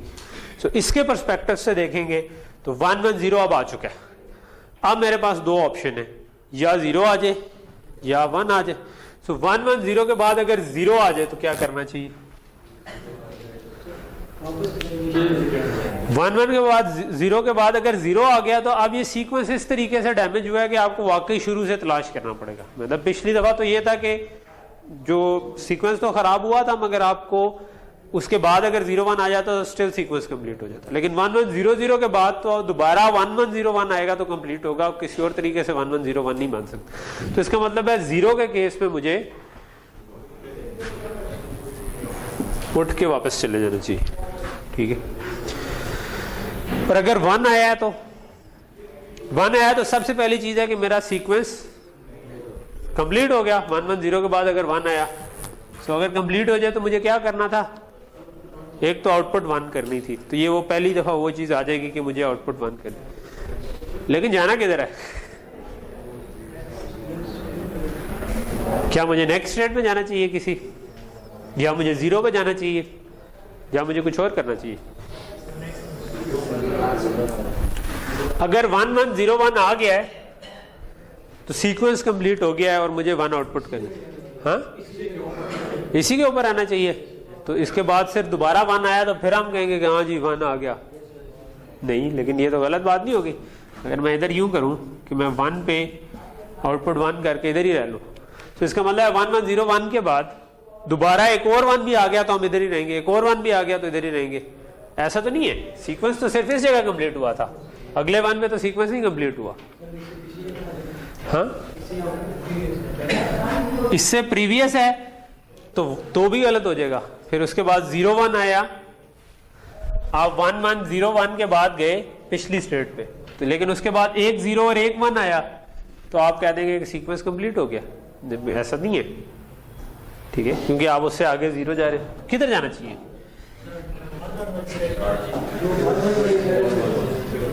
1 1 0 1 अगर पूरा आया है तो इसके बाद हमें दोबारा सीक्वेंस ढूंढने हैं, लेकिन दोबारा सीक्वेंस कहां से ढूंढने हैं? नई स्टेट बनाएंगे। नई स्टेट की तो बिल्कुल भी जरूरत नहीं है ना, नई स्टेट को तो नहीं, ये तो अभी ये वाला 1 आया है। ठीक है, अभी हम कह रहे हैं हम 1 1 0 पे बैठे हुए और ये एक 1 आया है। ठीक है, तो अब मैं कहां जाऊं? डबल 1 तो नहीं है, ये तो एक 1 है। नहीं हो सकता है इसके बाद 1 0 1 आ जाए, तो ये इस केस पे भी हमें सीक्वेंस को 1 आउटपुट करनी चाहिए ना, कि जब भी ये सीक्वेंस है, क्योंकि ये भी 1 1 0 1 बन गया ना। ये तो 1 1 0 1 था ही सही, लेकिन ये जो आखिरी 1 है, हो सकता है कि उससे अगले सीक्वेंस का पहला 1 हो। पॉसिबल है ना? इस पे ये तो 2 वंस को रिप्रेजेंट कर रहा है, 2 वंस तो नहीं है मेरे पास, तो 1 1। सो इससे भी पीछे वाली पे चले जाइए। ये क्या कह रहा है कि 1 1 आया हुआ है, ठीक है। तो अब अगर 1 1 0 1 आया तो ये आखिरी 1 जो है वो अगले सीक्वेंस का पहला 1 हो सकता था, ठीक है। ये बात समझ आ रही है कि आखिरी 1 जो आया 1 1 0 1 के एंड पे 1 ही आया ना। It could have been first 1 of another 1 1 0 1, ठीक है। हो सकता है ना हो, लेकिन हो भी सकता है ना। तो हमने तो सारे केस कवर करे, ना हुआ तो वो खुद ही घूम के वापस आ जाएगा, ठीक है, क्योंकि मतलब लेकिन पहला 1 तो रिसीव हो चुका है हमें। तो हमें 1 1 वाली स्टेज ये है, 1 1 वाली ये नहीं है, ठीक है। ये स्टेज है कि अभी सीक्वेंस बिल्कुल स्टार्ट से शुरू करो। ये है कि भाई 1 1 आ चुका है, ये है कि 2 1 आ चुके हैं, ये है कि 1 1 0 आ चुका है, ठीक है। सो अब अगर 1 1 0 1 कंप्लीट हुआ है तो इसका मतलब है कि 1 1 अगले सीक्वेंस का भी आ चुका है, ठीक है। तो हम इधर से उठ के फिर इधर आ जाएंगे, हम कहेंगे कि भाई 1 आ गया है और ये इसका भी पहला 1 कंसिडर हो सकता है। इस पे आउटपुट मुझे क्या करनी है 1, क्योंकि अब मेरा पूरा सीक्वेंस पहली दफा कंप्लीट हुआ है। इस केस में मुझे इसकी आउटपुट 1 करनी है। सो ये बात समझ आइए, ठीक है। सो ये एक इंटरेस्टिंग सी चीज़ है कि अगर आप इसको मतलब थिंक थ्रू करें, आप घर जाकर ये करें कि किसी और सीक्वेंस के लिए बनाएं डायग्राम, ठीक है। मतलब 2 बंदे अलग-अलग बनाएं और फिर एक दूसरे से कंपेयर करें कि यार कहीं पर हम कोई गलती तो नहीं कर रहे, तो उससे आप एक दूसरे को करेक्ट भी कर लेंगे। कोई क्वेश्चन है तो बेशक मुझसे आगे भी पूछ लें। हाँ, तो और आगे सीक्वेंस बढ़ाते हैं, मजीद स्टेट बढ़ जाएंगी। हाँ, ठीक है। तो मतलब लेट्स से कि मैंने 1 1 0 1 1 करना था, तो मैं इसके आगे एक और स्टेट बना सकता हूँ जो 1 1 0 1 याद करके बैठी हूँ, और फिर मुझे उस पर बताना पड़ेगा कि अच्छा अब दोबारा 1 आएगा या 0 आएगा तो मुझे क्या करना है। तो ज़्यादा सीक्वेंस का मसला नहीं है।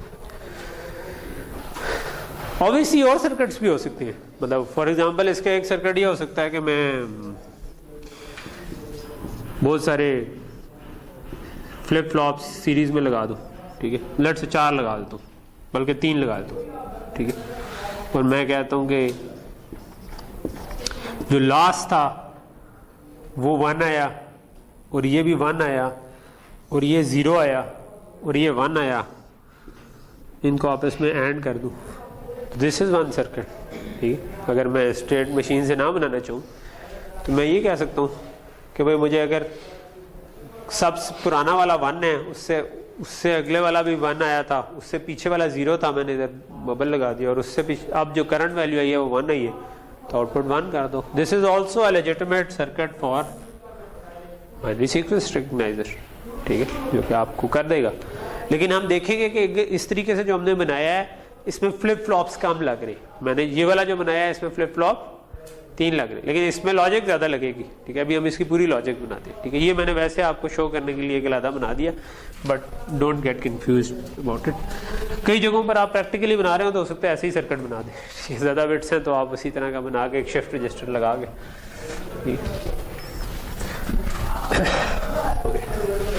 यहाँ तक चीज़ क्लियर हो गई, ओके। बट असल में हमारा state diagram is not the actual target. Actual target तो है कि हम इस प्रॉब्लम के लिए सर्किट बना सके। जो मैंने डब्बा अभी बता दिया है कि भाई एक इनपुट आ रही है और एक आउटपुट आ रही है, हमने तो वो डब्बा डिजाइन करके उसको ब्रेडबोर्ड पे बना के चला सके। तो उसको बनाने के क्या स्टेप होंगे? उसको बनाने के स्टेप अब बड़े सिंपल से रह गए। सिंपल इसलिए रह गए क्योंकि स्टेट डायग्राम आपके पास आ गई है, और स्टेट डायग्राम और स्टेट टेबल एक दूसरे के इक्विवेलेंट होते हैं, ठीक है। यानी कि अगर डायग्राम गिवन हो तो टेबल बना सकते हैं, टेबल गिवन हो तो डायग्राम बना सकते हैं। तो अब डायग्राम गिवन है, बन गई है, तो अब आप इसके से टेबल पे जा सकते हैं। तो स्टेप 1 जो है ना वो असल में था कि आप ठीक तरीके से डायग्राम तक पहुंचे। उसके बाद वाले जो है ना वो सिंपल स्ट्रेट फॉरवर्ड से हैं, बस आप ध्यान से अगर रोटी शोटी खा के पानी पी के तसल्ली से बनाएंगे तो उसमें गलती नहीं होगी, ठीक है। सो वो जब वो क्या स्टेप्स हैं वो उस पर अब हम आ जाते हैं। जब ये डायग्राम पूरी बन जाती है ना तो आप इन स्टेट्स को कोई नंबर देते हैं, ठीक है। सो लेट्स से इसको मैं देता हूँ 0 1 2 और 3, ठीक है। सो इसको बाइनरी में लिख लेते हैं हम, ठीक है। सो ये आखिरी वाली जो है वो 3 बनती है, फिर 2 बनती है, फिर 1 बनता है, और ये 0 0 बन गया, ठीक है। ये अभी जो बनाया हमने ये मीली स्टाइल की बनाई है, ठीक है। दिस इज नॉट मूर, क्योंकि हम एरो के ऊपर आउटपुट बना रहे हैं। ठीक है।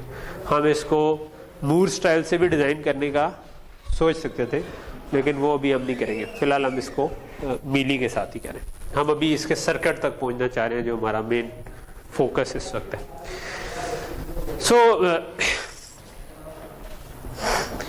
सो आप अगर थोड़ा सा वापस जाना चाहिए, मैं मतलब इसका सर्किट बनाने के स्टेप्स तो स्ट्रेट फॉरवर्ड से, ठीक है, लेकिन मैं चाहता हूं कि आप खुद उस तक पहुंचने की कोशिश भी थोड़े सा करें, तो वो ज़रा आप ज़्यादा अच्छी। हमने लास्ट लेक्चर में सर्किट एनालिसिस किया था, ठीक है, उसमें हमने एक सर्किट से टेबल तक पहुंचे थे, ठीक है। सो अब हम उसका ऑपोजिट स्टेप करना चाह रहे हैं, अब हम टेबल से सर्किट तक पहुंचना चाह रहे हैं, ठीक है। ये चीज़ मुझे ये बता रही है कि टेबल अभी हमने स्टेट डायग्राम से भी बनाया था, मतलब टेबल से स्टेट डायग्राम बनाई थी, तो उसमें टेबल के अंदर क्या क्या चीज़ें थी। टेबल के अंदर था प्रेजेंट स्टेट और इनपुट, नेक्स्ट स्टेट और आउटपुट। पहली चीज मुझे बताएं, प्रेजेंट स्टेट के लिए कितनी बिट्स रखनी चाहिए मुझे? 8। क्यों? 2 रखनी चाहिए, क्योंकि स्टेट जो है वो ये है। आपको याद होगा कि जब मैंने इसका ऑपोजिट काम किया था, मैं ये वाला टेबल लेके चला था, मैंने 2 बिट्स थी, मैंने कहा था 0 0 पर अगर 0 आया तो नेक्स्ट स्टेट 0 0 होगी, 0 0 पर 1 आया तो नेक्स्ट, तो उससे हमने बनाई थी ना स्टेट डायग्राम। तो उस डायग्राम में भी 0 0 0 1 1 0 और 1 1 ही बन रहे थे, ठीक है। इस केस में भी 0 0 0 0 1। तो जो आपकी आखिरी स्टेट है ना, वो जितनी बिट्स में आती है, ठीक है, सो ये इतनी बिट्स आपको चाहिए, क्योंकि ऑब्वियसली अगर ये इससे एक और स्टेट आगे आ जाती तो आपके पास आखिरी स्टेट बन जाती 1 0 0। अब वो 3 बिट में आनी थी, तो इसका मतलब है कि फिर आपकी सारी बिट्स 3 बिट्स की हो जाती स्टेट, ठीक है। आपको 3 फ्लिप फ्लॉप चाहिए थे इसको इंप्लीमेंट करने के लिए। तो जितनी स्टेट की बिट्स है ना, उतने फ्लिप फ्लॉप लगेंगे। ये वाला हमारा लास्ट टाइम का सर्किट है। इसमें आपको याद होगा 2 डी फ्लिप फ्लॉप थे, तो इधर 2 बिट्स हमारी बनी थी। हमने इनको एक को ए लेबल कर दिया, एक को बी लेबल करके हमने कहा था कि प्रेजेंट स्टेट भी 2 बिट की है, नेक्स्ट स्टेट भी 2 बिट की। तो अब इसका ऑपोजिट ट्रेंड हम करें। अब हम करेंगे स्टेट डायग्राम हमारे पास है, उसमें जो भी जितनी बिट्स चाहिए स्टेट को रिप्रेजेंट करने के लिए, उतनी टेबल में बिट्स आएंगी और इवेंचुअली उतने ही फ्लिप फ्लॉप से वो सर्किट इंप्लीमेंट हो सकता होगा, ठीक है। ओके, सो आगे आ जाते हैं। कहाँ पर था मैं?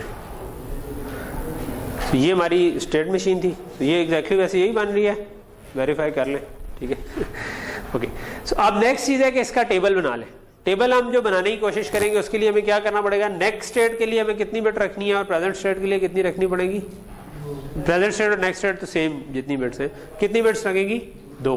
सो मैं प्रेजेंट स्टेट को लेट से कहता हूँ P1 P0 और इनपुट को कहता हूँ X, ठीक है, इनपुट का कोई भी नाम देना था। नेक्स्ट स्टेट को मैं कहता हूँ N1 N0 और आउटपुट को मैं कहता हूँ लेट से Y। तो अब मैं इससे टेबल बना सकता हूँ। मैं टेबल कैसे बना सकता हूँ? मैं कहता हूँ कि 0 0 अगर करंट स्टेट है, उस पर अगर 0 इनपुट आई तो नेक्स्ट स्टेट क्या होगी? 0 0 और आउटपुट क्या होगी? 0। आउटपुट 0। आउटपुट सिर्फ एक केस में 1 है, ठीक है। तो मैं लेट से आउटपुट को इस वक्त भूल जाता हूँ। मैं कहता हूँ कि ये मेरे पास जो भी डायग्राम है उसके हिसाब से, क्योंकि आउटपुट ने एक केस में 1 आना है तो 1 लगा के मैं सारे 0 लगा दूंगा। तो अभी मैं प्रेजेंट स्टेट इनपुट के हिसाब से नेक्स्ट स्टेट 0 0 पर अगर 1 इनपुट आई तो क्या करना है? ये आप लोग साथ साथ बोले, क्या आएगा? ठीक है, 0 1 पे 0 इनपुट आई। अच्छा चलो, ये वाली साइड चाहिए तो हम वैसे पूरी फिल कर लेते थे, ठीक है। 0 1 0 0 1 1 1 0 0 1 0 1 1 1 0 और 1 1 1, ठीक है। तो ये तो वैसे ही फिल हो जाती। सो 0 1 पर 0 इनपुट आई तो किधर जाएंगे? 0 0 पर। और 0 1 पे 1 इनपुट आई तो 0 1 पर 1 इनपुट आई तो 1 0 पर। 1 0 पर 0 इनपुट आई तो 1 1। 1 0 पर 0 इनपुट आई तो 1 1। 1 0 पर 1 इनपुट आई तो 1 0 पर 1 इनपुट आई तो क्या? 1 0, ठीक है। इसी वाले को बोले 1 0 पर 1 इनपुट आई तो 1 0 ही, ठीक है। 1 1 पर 0 इनपुट आई तो 1 1 पे 0 इनपुट आई तो 0 0, ठीक है। और 1 1 पर 1 इनपुट आई तो 0 1, ठीक है, ये टेबल बन गया। और अब आउटपुट के लिए बनाना चाहूँ तो आउटपुट इज 1 ओनली व्हेन 1 1 पे 1 इनपुट है, तो 1 1 पे 1 इनपुट है तो 1 है, बाकी सारे केस में आउटपुट 0 है, तो मैंने आउटपुट एंड पे ड्रॉ कर, ठीक। तो ये मेरे पास स्टेट टेबल बन गया। और स्टेट टेबल से अगर सर्किट बनाना हो तो वो तो आप लोग जीते हैं कि अगर ट्रुथ टेबल आपको मिल जाए तो सर्किट, सिर्फ एक छोटा सा कैच रह गया। वो छोटा सा कैच क्या है कि अगर तो ये 3 आउटपुट्स होती फिर तो आप हर एक के लिए अलग-अलग ट्रुथ टेबल से कार्नोफ मैप बनाते, तो लेकिन ये आउटपुट से थोड़ी सी डिफरेंट है, ये इन अ सेंस ये आउटपुट ही है, लेकिन हम इसको देखते हैं कि ये क्या करना पड़ेगा हमें इसके लिए, ठीक है। तो जिस तरह आपने 7 सेगमेंट डिस्प्ले वाला बनाया था, कभी एक ऐसा ट्रुथ टेबल आपके पास आ गया था, एक तरफ इनपुट थी 7 आउटपुट थी, हर एक बिट के लिए अलग-अलग आपने कार्नोफ मैप बना के सॉल्व कर लिया था। उस तरह अभी भी हम यही करेंगे, लेकिन अब ये दोनों जो है ना ये नेक्स्ट स्टेट है। सो नेक्स्ट स्टेट से क्या मुराद है कि आपके 2 बिट हैं तो इसके अंदर 2 डी फ्लिप फ्लॉप लगेंगी, ठीक है। एक इनकी जो आउटपुट है वो हमारे पास है कि करंट स्टेट क्या है, प्रेजेंट स्टेट क्या है, ठीक है। नेक्स्ट स्टेट क्या होगी, जो इनकी इनपुट आ रही है, क्योंकि जो अभी इनपुट पे आ रहा है डी फ्लिप फ्लॉप के अगले साइकिल में वो उसकी आउटपुट पर आ जाएगा। तो जितनी आपकी स्टेट की बिट्स थी उतने फ्लिप फ्लॉप लगा दे, डी फ्लिप फ्लॉप, ठीक है।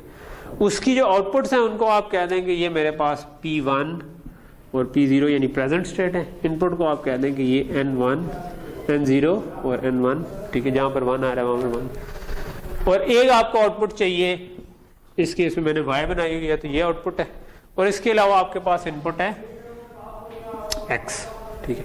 तो अब आप क्या कर सकते हैं कि इस ट्रुथ टेबल से कार्नोफ मैप बना लें, ठीक है। तो ये हमने स्लाइड्स पर किया हुआ कि ये वही वाला ट्रुथ टेबल है जो मैंने बनाया हुआ कि P1 P0 और X N1 N0 और आउटपुट का नाम Z रखा हुआ है, मैंने Y रखा हुआ है, तो लेट से मैं इसको Z कर देता हूँ फॉर स्लाइड्स के साथ सिंक होने के लिए, ठीक। तो ये मेरे पास बन गया। अब मैं क्या कर सकता हूँ कि मैं इस पूरे का एक N1 का कार्नोफ मैप बना दूं, N0 का बना दूं, Z का बना दूं। Z तो सीधा सीधा 1 मिनट हमारी है, ठीक है। ये तो जब भी ये तीनों 1 होंगे इनको एंड कर दूंगा तो बन जाएगा, ठीक है। इनके लिए मुझे कार्नोफ मैप बनाने की जरूरत है, तो मैं लेट से N1 का बना लेता हूँ, ठीक है। सो N1 का कार्नोफ मैप एक का बना लेता हूँ, दूसरा मैं स्लाइड से उठा लूँ, ठीक। सो किस तरह बनाते थे, P1 P0 और X, ठीक है, ये जो इस तरह से लिखा हुआ है। और ये मेरे पास N1 है 0 0 0 1 1 1 0 0, तो 0 0 0 1 को मैं इसमें फिल कर दूंगा 0 0 0 1, और अगला क्या आ रहा है 1 1 0 0, ठीक है। सो 1 1 0 0, ठीक है। तो ये 0 है, ये 1 है, 0 0 0 1 1 1 और 1 0। सो इसमें क्या सर्कल्स बनेंगे, ये 2 का सर्कल नजर आ रहा है, ठीक है। ये 1 का ही बनेगा क्योंकि इसका कोई पार्टनर नहीं नजर आ रहा आगे पीछे, ठीक है। सो इसकी अगर मैंने लॉजिक बनानी हो तो क्या बनेगी, मैं कह दूंगा कि ये N1 इज इक्वल टू, इसका क्या बनेगा, सॉरी ये मैंने गलत लिख दिया, ये P1 P0 X है, उस तरफ 2 आएंगे ना क्योंकि ये 2 बिट है, ठीक। P1 बार P0 X, ठीक है, प्लस P1 P0 बार। पहली में X नहीं आएगा, क्यों नहीं आएगा, आएगा ना, हाँ नीचे वाला नहीं, मैं इस वाले को पहले बना रहा था, ठीक है। उसमें जो X का सर्कल है उसमें तो सारे वेरिएबल आने हैं, जो 2 का है उसमें 1 उड़ जाएगा, और जो 4 का होगा उसमें 2 उड़ जाते। सो ये हमारा सर्कल जी,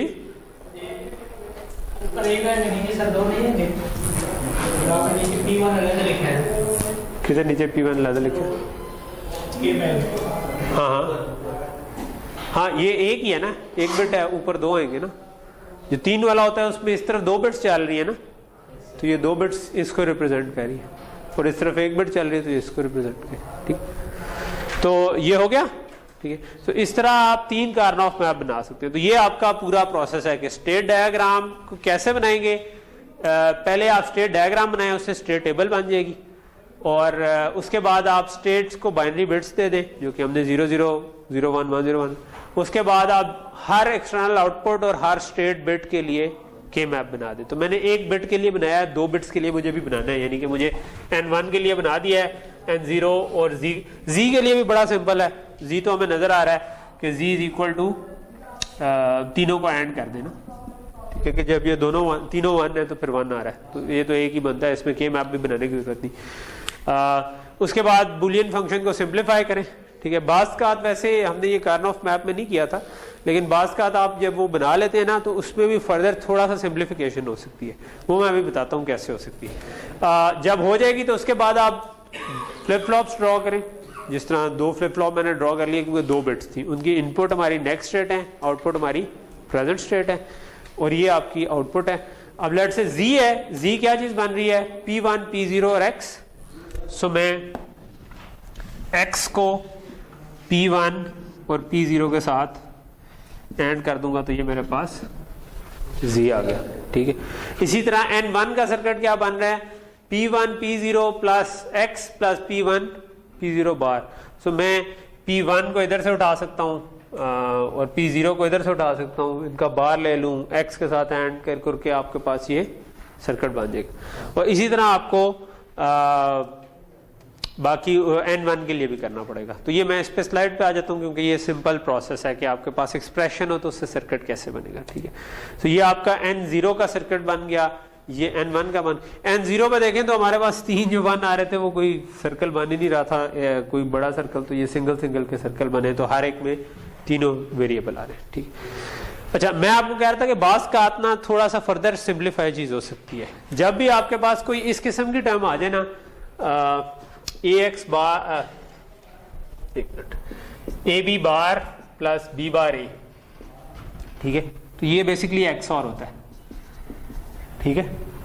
और इसी तरह अगर आपके पास A bar B bar plus AB आ जाए तो ये आपका XNOR होता है, यानी कि XOR को नॉट कर दे, ठीक है। तो अगर आपने कार्नोफ मैप बना के ऑप्टिमाइज करके सर्किट बना दिया और उसके बाद आपके पास उसके अंदर कोई इस किस्म की टर्म आ रही है तो आप उसको XOR से रिप्लेस कर दें, और अगर इस किस्म की टर्म आ रही है तो उसको XNOR से रिप्लेस कर दें, तो वो थोड़ा सा और गेट कम हो जाएंगे, ठीक है। अगर आप XOR वाली आईसीज पढ़ी हैं तो आप उनको लगाकर आराम से कर सकते। तो यहाँ पर यही काम किया हुआ है। यहाँ पर अगर हम ये देखें ना इसको, तो P1 P0 दोनों में बाहर आ रहा है और P1 P0 डायरेक्ट आ रही है, और दोनों में X कॉमन आ सकता है। तो मैं इस जगह पर अगर X कॉमन ले लूं तो ये P1 P0 दोनों का बाहर प्लस P1 P0 आ रहा है, तो ये मेरे पास XNOR बन जाता है। तो यहाँ पर हमने उसको XNOR से रिप्रेजेंट कर दिया। तो ये छोटी सी सिंप्लीफिकेशन है, ये मुझे मेरा ख्याल है कार्नोफ मैप के एंड पे भी बता देनी चाहिए थी, ताकि आप वो मे भी जो अभी आप प्रोजेक्ट कर रहे हैं उसमें भी आप इसको यूज कर सकते हैं, ठीक है। ओके, सो अब जब ये बन गए कार्नोफ मैप, नाउ ये वाली डायग्राम कंप्लीट करनी है। मैंने Z तो बना दिया है, लेकिन अब मुझे N1 और N0 की लॉजिक भी बनानी है। तो वो एक्सप्रेशन गिवन है, उससे लॉजिक ही बनानी है, तो ये उसकी पूरी लॉजिक बन जाती है, ये N0 की, ये N1 की और ये Z की, कि Z पे तीनों एंड हो रहे हैं। N1 जो था वो थोड़ा सा कॉम्प्लेक्स है, उसमें XNOR भी हो रहा है, एंड भी हो रहा है, फिर 3 इनपुट वाला एंड भी हो रहा है, और वो आपस में और हो रहे हैं, तो ये और गेट और उसके पीछे एंड गेट। तो ये तो सिर्फ अब कनेक्शंस देने वाली बात है, ठीक।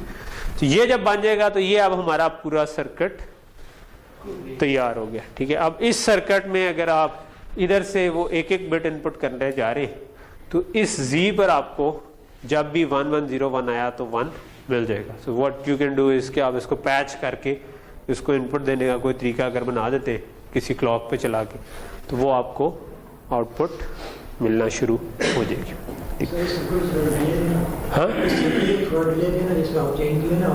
हाँ हाँ,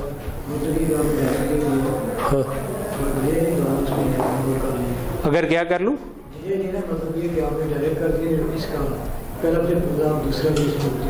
हाँ हाँ,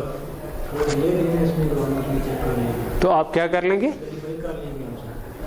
बना तो ठीक ही हुआ है। चलो, ये जो मैं ये वाली चीज आप वेरीफाई करना चाह रहे हैं, ठीक। अब ये मेरे पास सबसे पहले क्या किया हुआ है, 2 फ्लिप फ्लॉप लगा दिए जो 2 स्टेट की बिट्स थी, ठीक है। सो मैं इसको पूरे गो थ्रू करवाता हूँ, ठीक है। 2 स्टेट की बिट्स थी, मैंने उसको फ्लिप फ्लॉप लगा दी, ठीक। उसके बाद मैंने एक को मैंने N0 और एक को मतलब एक को D0 और एक को D1 कह दिया, जिसकी आउटपुट P0 P1 और इनपुट N0 N1। सो अब N0 जो है ना वो है कि भाई मेरी नेक्स्ट स्टेट की पहली वाली बिट और N1 दूसरी वाली बिट है, ठीक। सो N0 का सर्किट ये बना था कार्नोफ मैप से, ठीक है। सो इसके लिए मुझे एक एंड गेट लगाना था जो P0 का बार ले, P1 ले और X बार ले। सो हमने P0 का बार लिया, ठीक है, P1 को डायरेक्टली उठाया, ठीक है, और सॉरी हाँ यही बार आ रहा है इस एंड गेट के इनपुट पे। P1 को डायरेक्टली उठाया और X का बार लिया। सो X को डायरेक्टली बार करके तो ये एक एंड गेट बना दिया, ठीक है। सो ये एंड गेट एक बन गया। सो ये आपका ये वाली साइड आ गई। इसने और होना है किसी और चीज से, तो इसके आगे मैंने और गेट लगा के तय कर दिया और दूसरी वाली साइड पे फिर ये वाला पूरा सर्किट आएगा। ये सर्किट क्या है, इसमें P1 और P0 को XNOR करना है, ठीक है। सो हमने P0 को डायरेक्टली उठा लिया, P1 को भी डायरेक्टली उठा लिया और उनको XNOR कर दिया, ठीक है। लेकिन XNOR को फिर X के साथ एंड भी करना है, तो हमने फिर X को उठा के इसके साथ एंड भी कर दिया, ठीक है। तो मैंने इसको खुद पहले टाइम इसलिए नहीं दिया था क्योंकि ये इट्स जस्ट कि आप अगर खुद कागज पे बनाएं तो इसको किसी और जगह लगा दें, उससे कोई फर्क नहीं पड़ता, ठीक है। एंड पे आपने सर्किट ये पूरा बनना चाहिए, ठीक है। तो ये एक तरह से लगाया हुआ है, इसमें नॉट बड़े करके लगाएं, आप सिंपल बबल लगा दें जिस तरह, वो एक it's a matter of convention कि आप किस तरह बनाते हैं और उसमें इट्स अ स्ट्रेट फॉरवर्ड सा प्रोसेस है, ठीक है। यही काम आप N1 के साथ कर सकते हैं। N1 पे आपने क्या करना है, P1 P0 बार लेना है, तो एक P0 का बार जो है या तो इधर बार जो लिया है इसी को उठा ले, ठीक है, पहले भी लिया था ना बार इसके लिए भी, तो इसी बार को उठा ले बेशक, और साथ P1 को डायरेक्टली उठा ले, ठीक है। तो आपके पास ये चीज बन जाएगी कि ये बार जो है इसको उठा लिया, P1 को डायरेक्टली उठा के एंड कर दिया, और दूसरे एंड पे क्या करना है, दूसरे एंड पे 3 इनपुट्स आ रही हैं, एक आपने X लेना है, सो X को डायरेक्टली यहां से उठाया, दूसरा आपने P1 बार लेना था, सो P1 को ये बार करके हमने इनपुट कर दिया, और P0 जो है वो आपका डायरेक्टली आ रहा था, सो P0 जो यहां से हमने इधर फीडबैक किया था वो इधर भी टाइप कर दिया, ठीक है। तो ये आपके पास ये 3 वाला है एंड गेट बन गया, ये 2 वाला आप इसमें और हो रहे थे और करके आपके पास इस फ्लिप फ्लॉप में। और Z मैंने जैसे कि पहले भी बताया कि तीनों को सिंपल एंड ही करना था कि X डायरेक्टली ले ले और इन दोनों को डायरेक्टली ले तो एंड बचे, तो ये पूरा सर्किट उसका बना। तो ये वाला सर्किट तो मतलब बनाना, जब आप एक्चुअली इस एक्सप्रेशन तक पहुंच जाए ना तो उसके बाद circuit banana is not a big science. सिर्फ आपको ये पता होना चाहिए कि मैंने 2 फ्लिप फ्लॉप लगाने, उसकी इनपुट्स पे N0 N1 टाइप करना, ये पता चल गया तो बस फिर आप एक्सप्रेशन नहीं, यहां पर जो जिस तरह भी हमने बनाया है ये D फ्लिप फ्लॉप के हिसाब से बनाया। J के जो है वो अमूमन स्टेट मशीन में रिक्वायर्ड नहीं होता, ठीक है। स्टेट मशीन में अगर आपको कोई ऐसी चीज चाहिए थी जब मतलब J के तब चाहिए होता है जब आप कोई लंबे अरसे के लिए भी कोई चीज स्टोर करना चाहिए, ठीक है। मे बी बिट अगर आ रही है लेकिन मेरे पास एक और सिग्नल है जो कंट्रोल कर रहा है कि बिट हो सकता है ना आए, हो सकता है आए, और वो जब 1 होगा तो बिट आए, अदरवाइज ना। फिर आपको कोई एक तीसरा कंट्रोल चाहिए कि जब कुछ नहीं आ रहा तो मैं उसको 0 0 इनपुट दे दूं, ठीक है। तो वहां पर फिर आप J के भी लगा सकते हैं, ठीक है।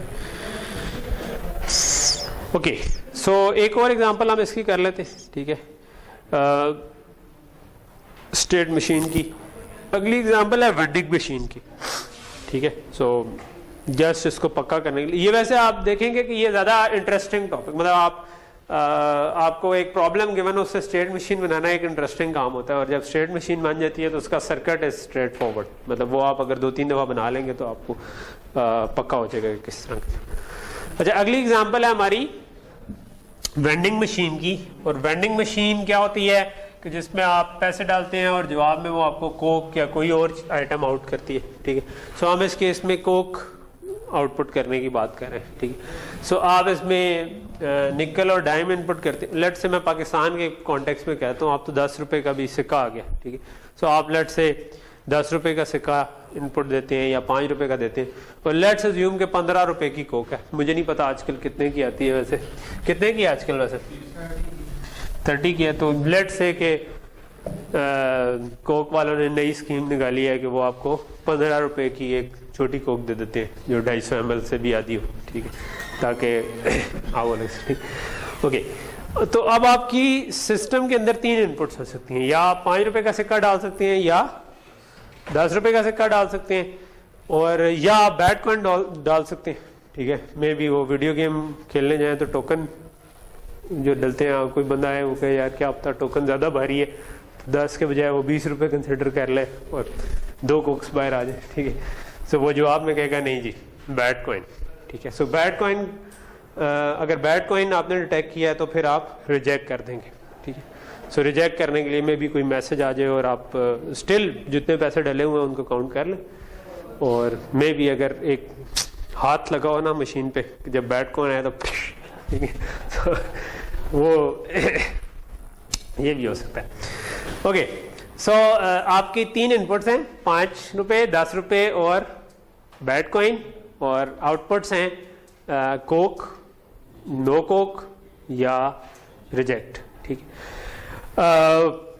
यानी कि आपके जैसे ही 15 रुपये पूरे हो जाएंगे तो आप कोक आउटपुट कर देंगे, और अदरवाइज आप नो कोक करते रहेंगे, और अगर बैट कॉइन आया तो आप उसको रिजेक्ट कर देंगे, ठीक है। तो मे भी रिजेक्ट पे आप कोई एरर मैसेज प्रिंट करना चाहिए, थप्पड़ ना मारे, ठीक है, अच्छी बात। ओके, सो हम स्टार्ट हो जाएंगे कि भाई लेट्स से कि आप इसकी स्टेट मशीन बनाते हैं। सो स्टेट मशीन बनाने के लिए हम पहले एक स्टेट रखना चाहेंगे जिसमें आपके कोई भी पैसे भी इनपुट नहीं हुए, यानी 0 रुपये आपके इस वक्त चल रहे हैं, ठीक है। तो 0 के ऊपर अब आपकी 3 इनपुट आ सकती हैं, ठीक है। सो ये अब 2 इनपुट वाला काम नहीं है, 3 इनपुट बन सकती है। पहली इनपुट हो सकती है कि बैट कॉइन आए, बैट कॉइन आए तो आपके पैसे इतने ही रहेंगे, तो आप इसी स्टेट पे रहेंगे। दूसरी इनपुट हो सकती है कि 5 रुपये को इनपुट करते हैं, तो 5 रुपये पे क्या मुझे इसी स्टेट पे रहना चाहिए? नहीं, क्योंकि आप पैसे आ चुके हैं, तो आप एक नई स्टेट बना देंगे कि भाई ये 5 रुपये हो चुके हैं, ठीक है। तो इधर रुपए नहीं, इधर सेंट बने हुए हैं, लेकिन मैं अभी आप इसको रुपए समझ लें, ठीक। तो 5 रुपये का सिक्का डाला, तो आपने कहा कि भाई कोई कोक आउटपुट नहीं होगी इस वक्त क्योंकि पूरे पैसे नहीं हुए, लेकिन आपका स्टेट चेंज होगी कि यहाँ 5 रुपये इनपुट आ चुके हैं, ठीक। सो 5 रुपये इनपुट आ गए, आप अगले पे चले गए। व्हाट अबाउट के 10 रुपये को इनपुट कर दे। अभी हम इस स्टेट पे पूरा मतलब सारे केसेस कवर नहीं किए, इस पे 3 केसेस हो सकते हैं, 5, 10 या बैट कॉइन। सो 5 पे आए तो आप इस पे चले गए। अगर 10 किसी ने इनपुट कर दिए तो क्या इस स्टेट पे जाना चाहिए?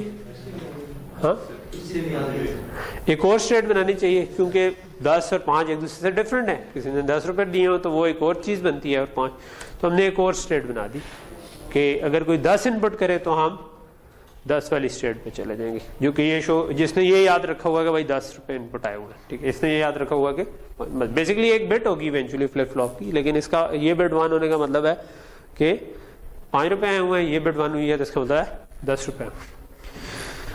और बैट कॉइन आया तो इसका मतलब है कि आप आउटपुट करें रिजेक्ट और इसी स्टेट पे। ओके, सो इस स्टेट की तो तीनों इनपुट्स हमने कवर कर ली। So we are done with this state. अब आ गई 5 रुपीज वाली, ठीक है। अगर 5 रुपए आपको कोई पहले ही दे चुका है, ठीक है, तो आप 5 वाली स्टेट पे, अब आपने इस कॉन्टेक्स्ट में सोचना है कि मैं इस स्टेट पे बैठा हूं, ठीक है, और 5 रुपए यानी पहले से आ चुके हैं, ठीक। इस पे अगर कोई मजीद 5 रुपए इनपुट देता है तो मुझे क्या करना चाहिए? 10 वाली स्टेट पे चला जाना चाहिए। ऑलरेडी एक स्टेट एग्जिस्ट करती है जो कि 10 को कवर कर रही हो, ठीक है। सो कोक अभी भी आउटपुट नहीं की क्योंकि वो 15 के ऊपर 15 रुपए की हमने कोक रखी है, ठीक है। तो हम इधर आगे 5 रुपए इनपुट हुए, 10 वाली स्टेट पे आगे no coke output. What about के 5 रुपए के ऊपर कोई 10 रुपए इनपुट कर देता है, 10 रुपए का सिक्का डाल देता है इधर। सो 10 पे है तो हमारे 15 रुपए पूरे, उस पर हमें क्या करना चाहिए? कोक आउटपुट करनी चाहिए। जब कोक आउटपुट कर दी तो हमारे 15 रुपए खत्म हो गए। भी पैसे दिए थे, कोक आ गई, तो पैसे कितने बचे? 0। तो मुझे क्या करना चाहिए? एक नई स्टेट पे जाना चाहिए, पीनी चाहिए कोक जरूर, लेकिन क्या मुझे एक नई स्टेट पे जाना चाहिए या किस स्टेट पे जाना चाहिए? 0 पे जाना चाहिए, क्योंकि पैसे खत्म हो गए आपने जब कोक दे दी, ठीक है। सो 10 रुपए अगर किसी ने दे दिए तो 15 रुपए पूरे हो गए। 15 रुपए पे आपने कोक आउटपुट की, कोक दे दी, 15 रुपए ले लिए, हिसाब बराबर 0 हो गए वापस, ठीक है। सो अब आप 0 वाली स्टेट पर चले गए, ठीक है, कि ठीक है ये कोक आउटपुट होगी और अब आप 0 पे वापस। सो और what about bat coin? Bat coin हो तो फिर हमें 5 के ऊपर बैट कॉइन आ जाए तो हमें 5 पे ही रहना चाहिए और रिजेक्ट आउटपुट कर देनी चाहिए कि उसको मैसेज आ जाए कि भाई मुझे पता चल गया, दोबारा की थी ना तो फिर मैं देखसा। ठीक है, ओके। सो इस केस के तीनों केस हमने कवर कर लिए कि अगर बैड कॉइन आए, 5 आ जाए, 10 आ जाए, तीनों केस कवर कर। So we are done with this trade. Exactly अभी उसी पे आ रहे हैं। ठीक है, सो पहले 10 पे 5 तो आ जाए, फिर हम 10 पे 10 पे क्या। सो अगर हम 10 वाली स्टेट पे बैठे हुए हैं, ठीक है, सो अब 5 भी कवर हो गया, 0 भी कवर हो गया और हम 10 वाली स्टेट पे बैठे हुए, तो इसके ऊपर अगर कोई 5 की इनपुट कर दे, 5 रुपए का सिक्का डाल दे, तो क्या होगा? 0 पे चले जाएंगे और कोक आउटपुट कर देंगे। तो 15 रुपए पूरे हो गए, कोक आउटपुट की और काम खत्म। और अगर 10 के ऊपर कोई 10 इनपुट कर दे तो अब क्या होना चाहिए? अब आपको कोक आउटपुट करनी चाहिए, लेकिन 5 रुपए का बैलेंस है, ठीक है, उसके पास।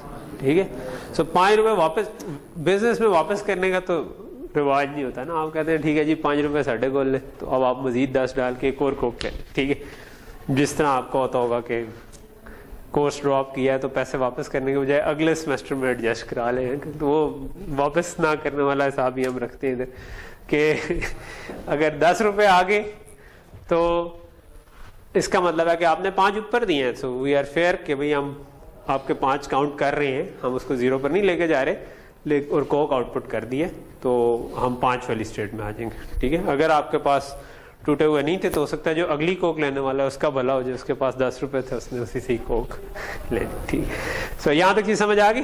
तो 10 पे 10 आ गए तो अब आप 5 पे चले गए और एक कोक वापस। और अगर बैड कॉइन आ गया तो ऑब्वियसली आप रिजेक्ट करके इधर ही आ जाए। ठीक, सो स्टेट मशीन जो है ना, वो प्रॉब्लम से स्टेट डायग्राम बनाना ज्यादा आसान होता है as compared to state table तक। डायग्राम से फिर टेबल बन जाता है। ठीक है, और जब टेबल बन जाता है तो उससे सर्किट बन। सो अभी अगर हम स्टेट डायग्राम तक पहुंच गए हैं तो अगला स्टेप है कि मैं इसका सर्किट अगर बनाना है तो मुझे इसका स्टेट टेबल चाहिए। ठीक है, तो अगली स्लाइड पर इसका स्टेट टेबल बना हुआ है। पहली चीज है कि स्टेट्स को नंबर कर लें, 0 0 0 1 1 0। ठीक है, सो ये 3 स्टेट्स थी, तो 1 1 वाला केस इसके अंदर नहीं आ रहा, 0 0 0 1 1 0। दूसरा, इस वाले में थोड़ी सी और साइंस लड़ाई हुई है।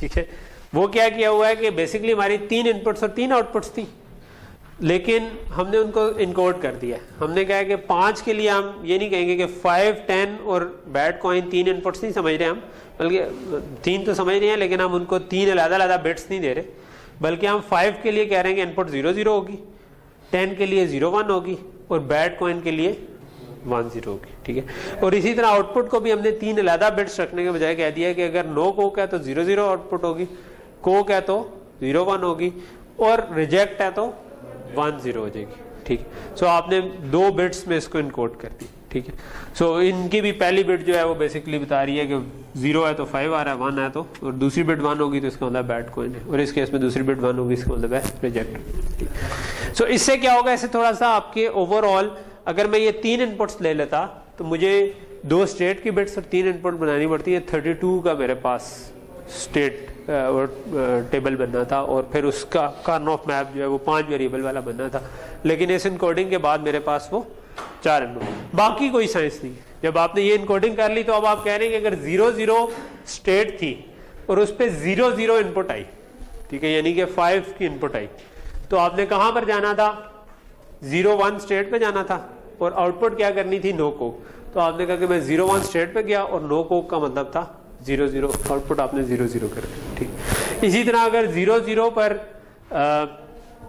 0 1 इनपुट आ गई, ठीक है, तो 0 0 पर अगर 0 1 इनपुट आ गई यानी कि 10 रुपीज इनपुट आ गए, तो आपने 10 पे किस पे जाना था?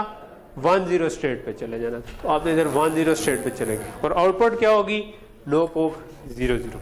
ठीक, तो इस तरह करके ये पूरा हमने स्टेट टेबल फिल कर दिया, जो कि अब आप देख चुके हैं कि इससे स्टेट टेबल को फिल करना ज्यादा कॉम्प्लेक्स प्रोसेस नहीं है, सीधा सीधा सही प्रोसेस। जी, ये जो किया है, ये हमने क्या किया है कि बेसिकली 3 जो इनपुट थी ना, हमने कह दिया कि पहले को हम 0 0 कह देंगे, दूसरे को 0 1 कह देंगे, तीसरे को 1 0 कह देंगे, सिंपल। ठीक है, 0 1 2 कह देंगे, बाइनरी में इनकोड करके रख देंगे, बजाय ये कि 3 अलग अलग बिट्स रखे इसके लिए। ठीक है। सो इनकोड करने से फ़ायदा ये हो जाएगा कि ये बिट्स कम हो गई ना इनपुट्स की, ये अदरवाइज 3 बिट्स होनी थी। अभी हमने x0 x1 कह दिया इनको, लेकिन अदरवाइज हमें 10, 5 और बैड कॉइन 3 इनपुट रखनी थी, तो ये हमारा मैप भी बड़ा होना था, सर्किट भी बड़ा बनना था। इनकोडिंग से ये थोड़ा सा फायदा होगा, ठीक। तो ये टेबल तो उससे सीधा सीधा सा बन गया, ठीक है, कि अब आप जहाँ पर 5 है तो उसके बजाय 0 0 समझें, जहाँ पर 10 है उसकी जगह 0 1 समझें और 1 0 समझ लें बैड कॉइन के, ठीक। अच्छा, अब नेक्स्ट चीज़ है कि इस टेबल से फिर सर्किट कैसे हो।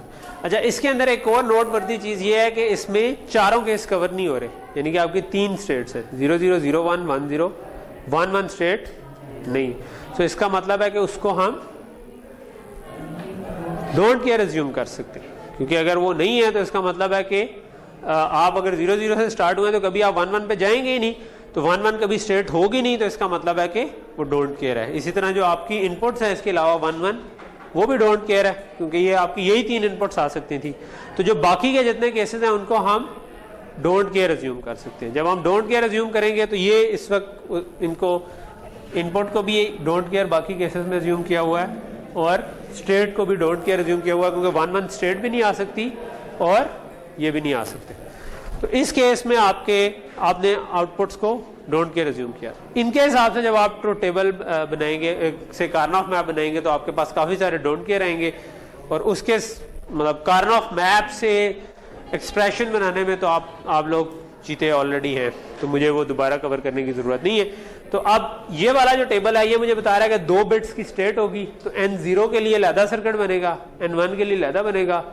इसी तरह आउटपुट जो कोक और नो कोक और बैड कॉइन के लिए भी हमने 2 बिट में इनकोड किया है, उनकी भी दोनों बिट्स के लिए अलहदा अलहदा सर्किट बनेगा। तो ये मेरे 4 कार्नऑफ मैप बनेंगे, N0 के लिए, N1 के लिए, C0 के लिए, C1 के लिए, और ये इसके बाद अब आपका इससे आप सर्किट बना सकते हैं जो कि इस किस्म का बन जाएगा। तो 2 D फ्लिप फ्लॉप लगा दिए, इसकी दोनों इनपुट्स के लिए अलग अलग जो सर्किट बना था वो नेक्स्ट स्टेट वाला सर्किट इधर बन गया, और ये आपकी 2 आउटपुट्स के लिए जो सर्किट बना C0 और C1, ठीक है। तो ये आप जाके घर में तसल्ली से देख सकते हैं कि क्या एक्सप्रेशन से ये ठीक सर्किट बन रहा है। मोस्ट प्रॉब्ली ठीक ही होगा, अगर गलती हुई तो आप उसको खुद भी करेक्ट कर सकते हैं, क्योंकि ये वाला काम जो है कि एक्सप्रेशन गिवन हो तो उससे circuit banana is a straight forward process. तो इस पे मैं ज़्यादा टाइम नहीं लगाऊंगा। ओके, सो यहाँ पर आकर हमारा जो है ना एक समझ लें कि पूरा सीक्वेंशियल सर्किट्स जो है ना वो उसका टॉपिक ख़त्म हो गया, ठीक है। तो अब आप अपने आप को एक लॉजिक डिज़ाइन का छोटा मोटा जीता समझ सकते हैं, ठीक। सो अगर आपने ये सारे टॉपिक्स कवर कर लिए, नहीं किया हुआ तो कर लें कवर, ठीक है। सो यहाँ से ऑनवर्ड जो हमारा चीज़ चलेगी वो चलेगी कि हम नेक्स्ट क्लास से इंशाल्लाह वेरिलॉग शुरू करेंगे, ठीक है। और हम अभी तक जो आप सर्किट बना रहे थे, आप अभी प्रोजेक्ट कर रहे होंगे तो तारें जोड़ जोड़ के आपको काफ़ी फ्रस्ट्रेशन हो रही होगी कि अच्छा नहीं चल रहा, फिर बाकी डिबग करो देखो। उसके बजाय चीज़ें आसान हो जाती हैं जब हम एक सॉफ्टवेयर में बैठ के आराम से पूरे को मॉडल कर लें, ठीक है। तो वो सॉफ्टवेयर जो होगा वो जो हम FPGA यूज़ कर रहे हैं उससे साथ जो सॉफ्टवेयर आता है Xilinx का ISE, उसको हम यूज़ कर रहे होंगे, और उसके अंदर हम वेरिलॉग एक लैंग्वेज है जिसमें हम जब कोड लिखते हैं तो उससे हार्डवेयर बनता है, ठीक है। नॉर्मली जो C++ वगैरह जो है वो डिफरेंट चीज़ है, उसमें एक पहले से हार्डवेयर होता है, उसके ऊपर एक कोड असेंबली का बनता है जो चलता है। इस केस में ये बिल्कुल डिफरेंट पैराडाइम है। इसमें हम क्या करते हैं, इसका सिंटेक्स मिलता जुलता है सी से, लेकिन इवेंचुअली इसको आपने सोचना बिल्कुल डिफरेंट है, ठीक है। और ये मैं आपको दोबारा भी बार बार रिमाइंड कराता रहूँगा जब वेरिलॉग पढ़े होंगे कि आप जो कोड लिखेंगे वो उससे कुछ हार्डवेयर जनरेट होना है, ठीक है। सो हम वो सीखेंगे अगले 2 से 3 लेक्चर जो होंगे ना, वो फिर इसके ऊपर लगेंगे कि हम वेरिलॉग सीख रहे होंगे, और उससे फिर ये आप बेसिकली लैब में भी ये काम कर रहे होंगे, लेकिन मैं इसको रिपीट इसलिए लेक्चर्स में कर रहा हूँ कि थोड़ा सा पक्का हो जाए। इट्स नॉट लाइक सी में तो आपका पूरा कोर्स ही था ना सी पर, तो अब आप क्योंकि बड़े होते जा रहे हैं तो आपसे एक्सपेक्टेशन ये होती जा रही है कि अब आप खुद से भी सीख सकते हैं। तो आपको जो खुद से सीखना है तो वो हम थोड़ा बहुत गाइड लैब में थोड़ा बहुत इधर कर देंगे, तो अब आप बाकी की वेरिलॉग फिर एक्सपेरिमेंट करके सीख लेंगे, ठीक। तो नेक्स्ट क्लास से इंशाल्लाह हम वो शुरू करें, ठीक है। हम इसको रोकने का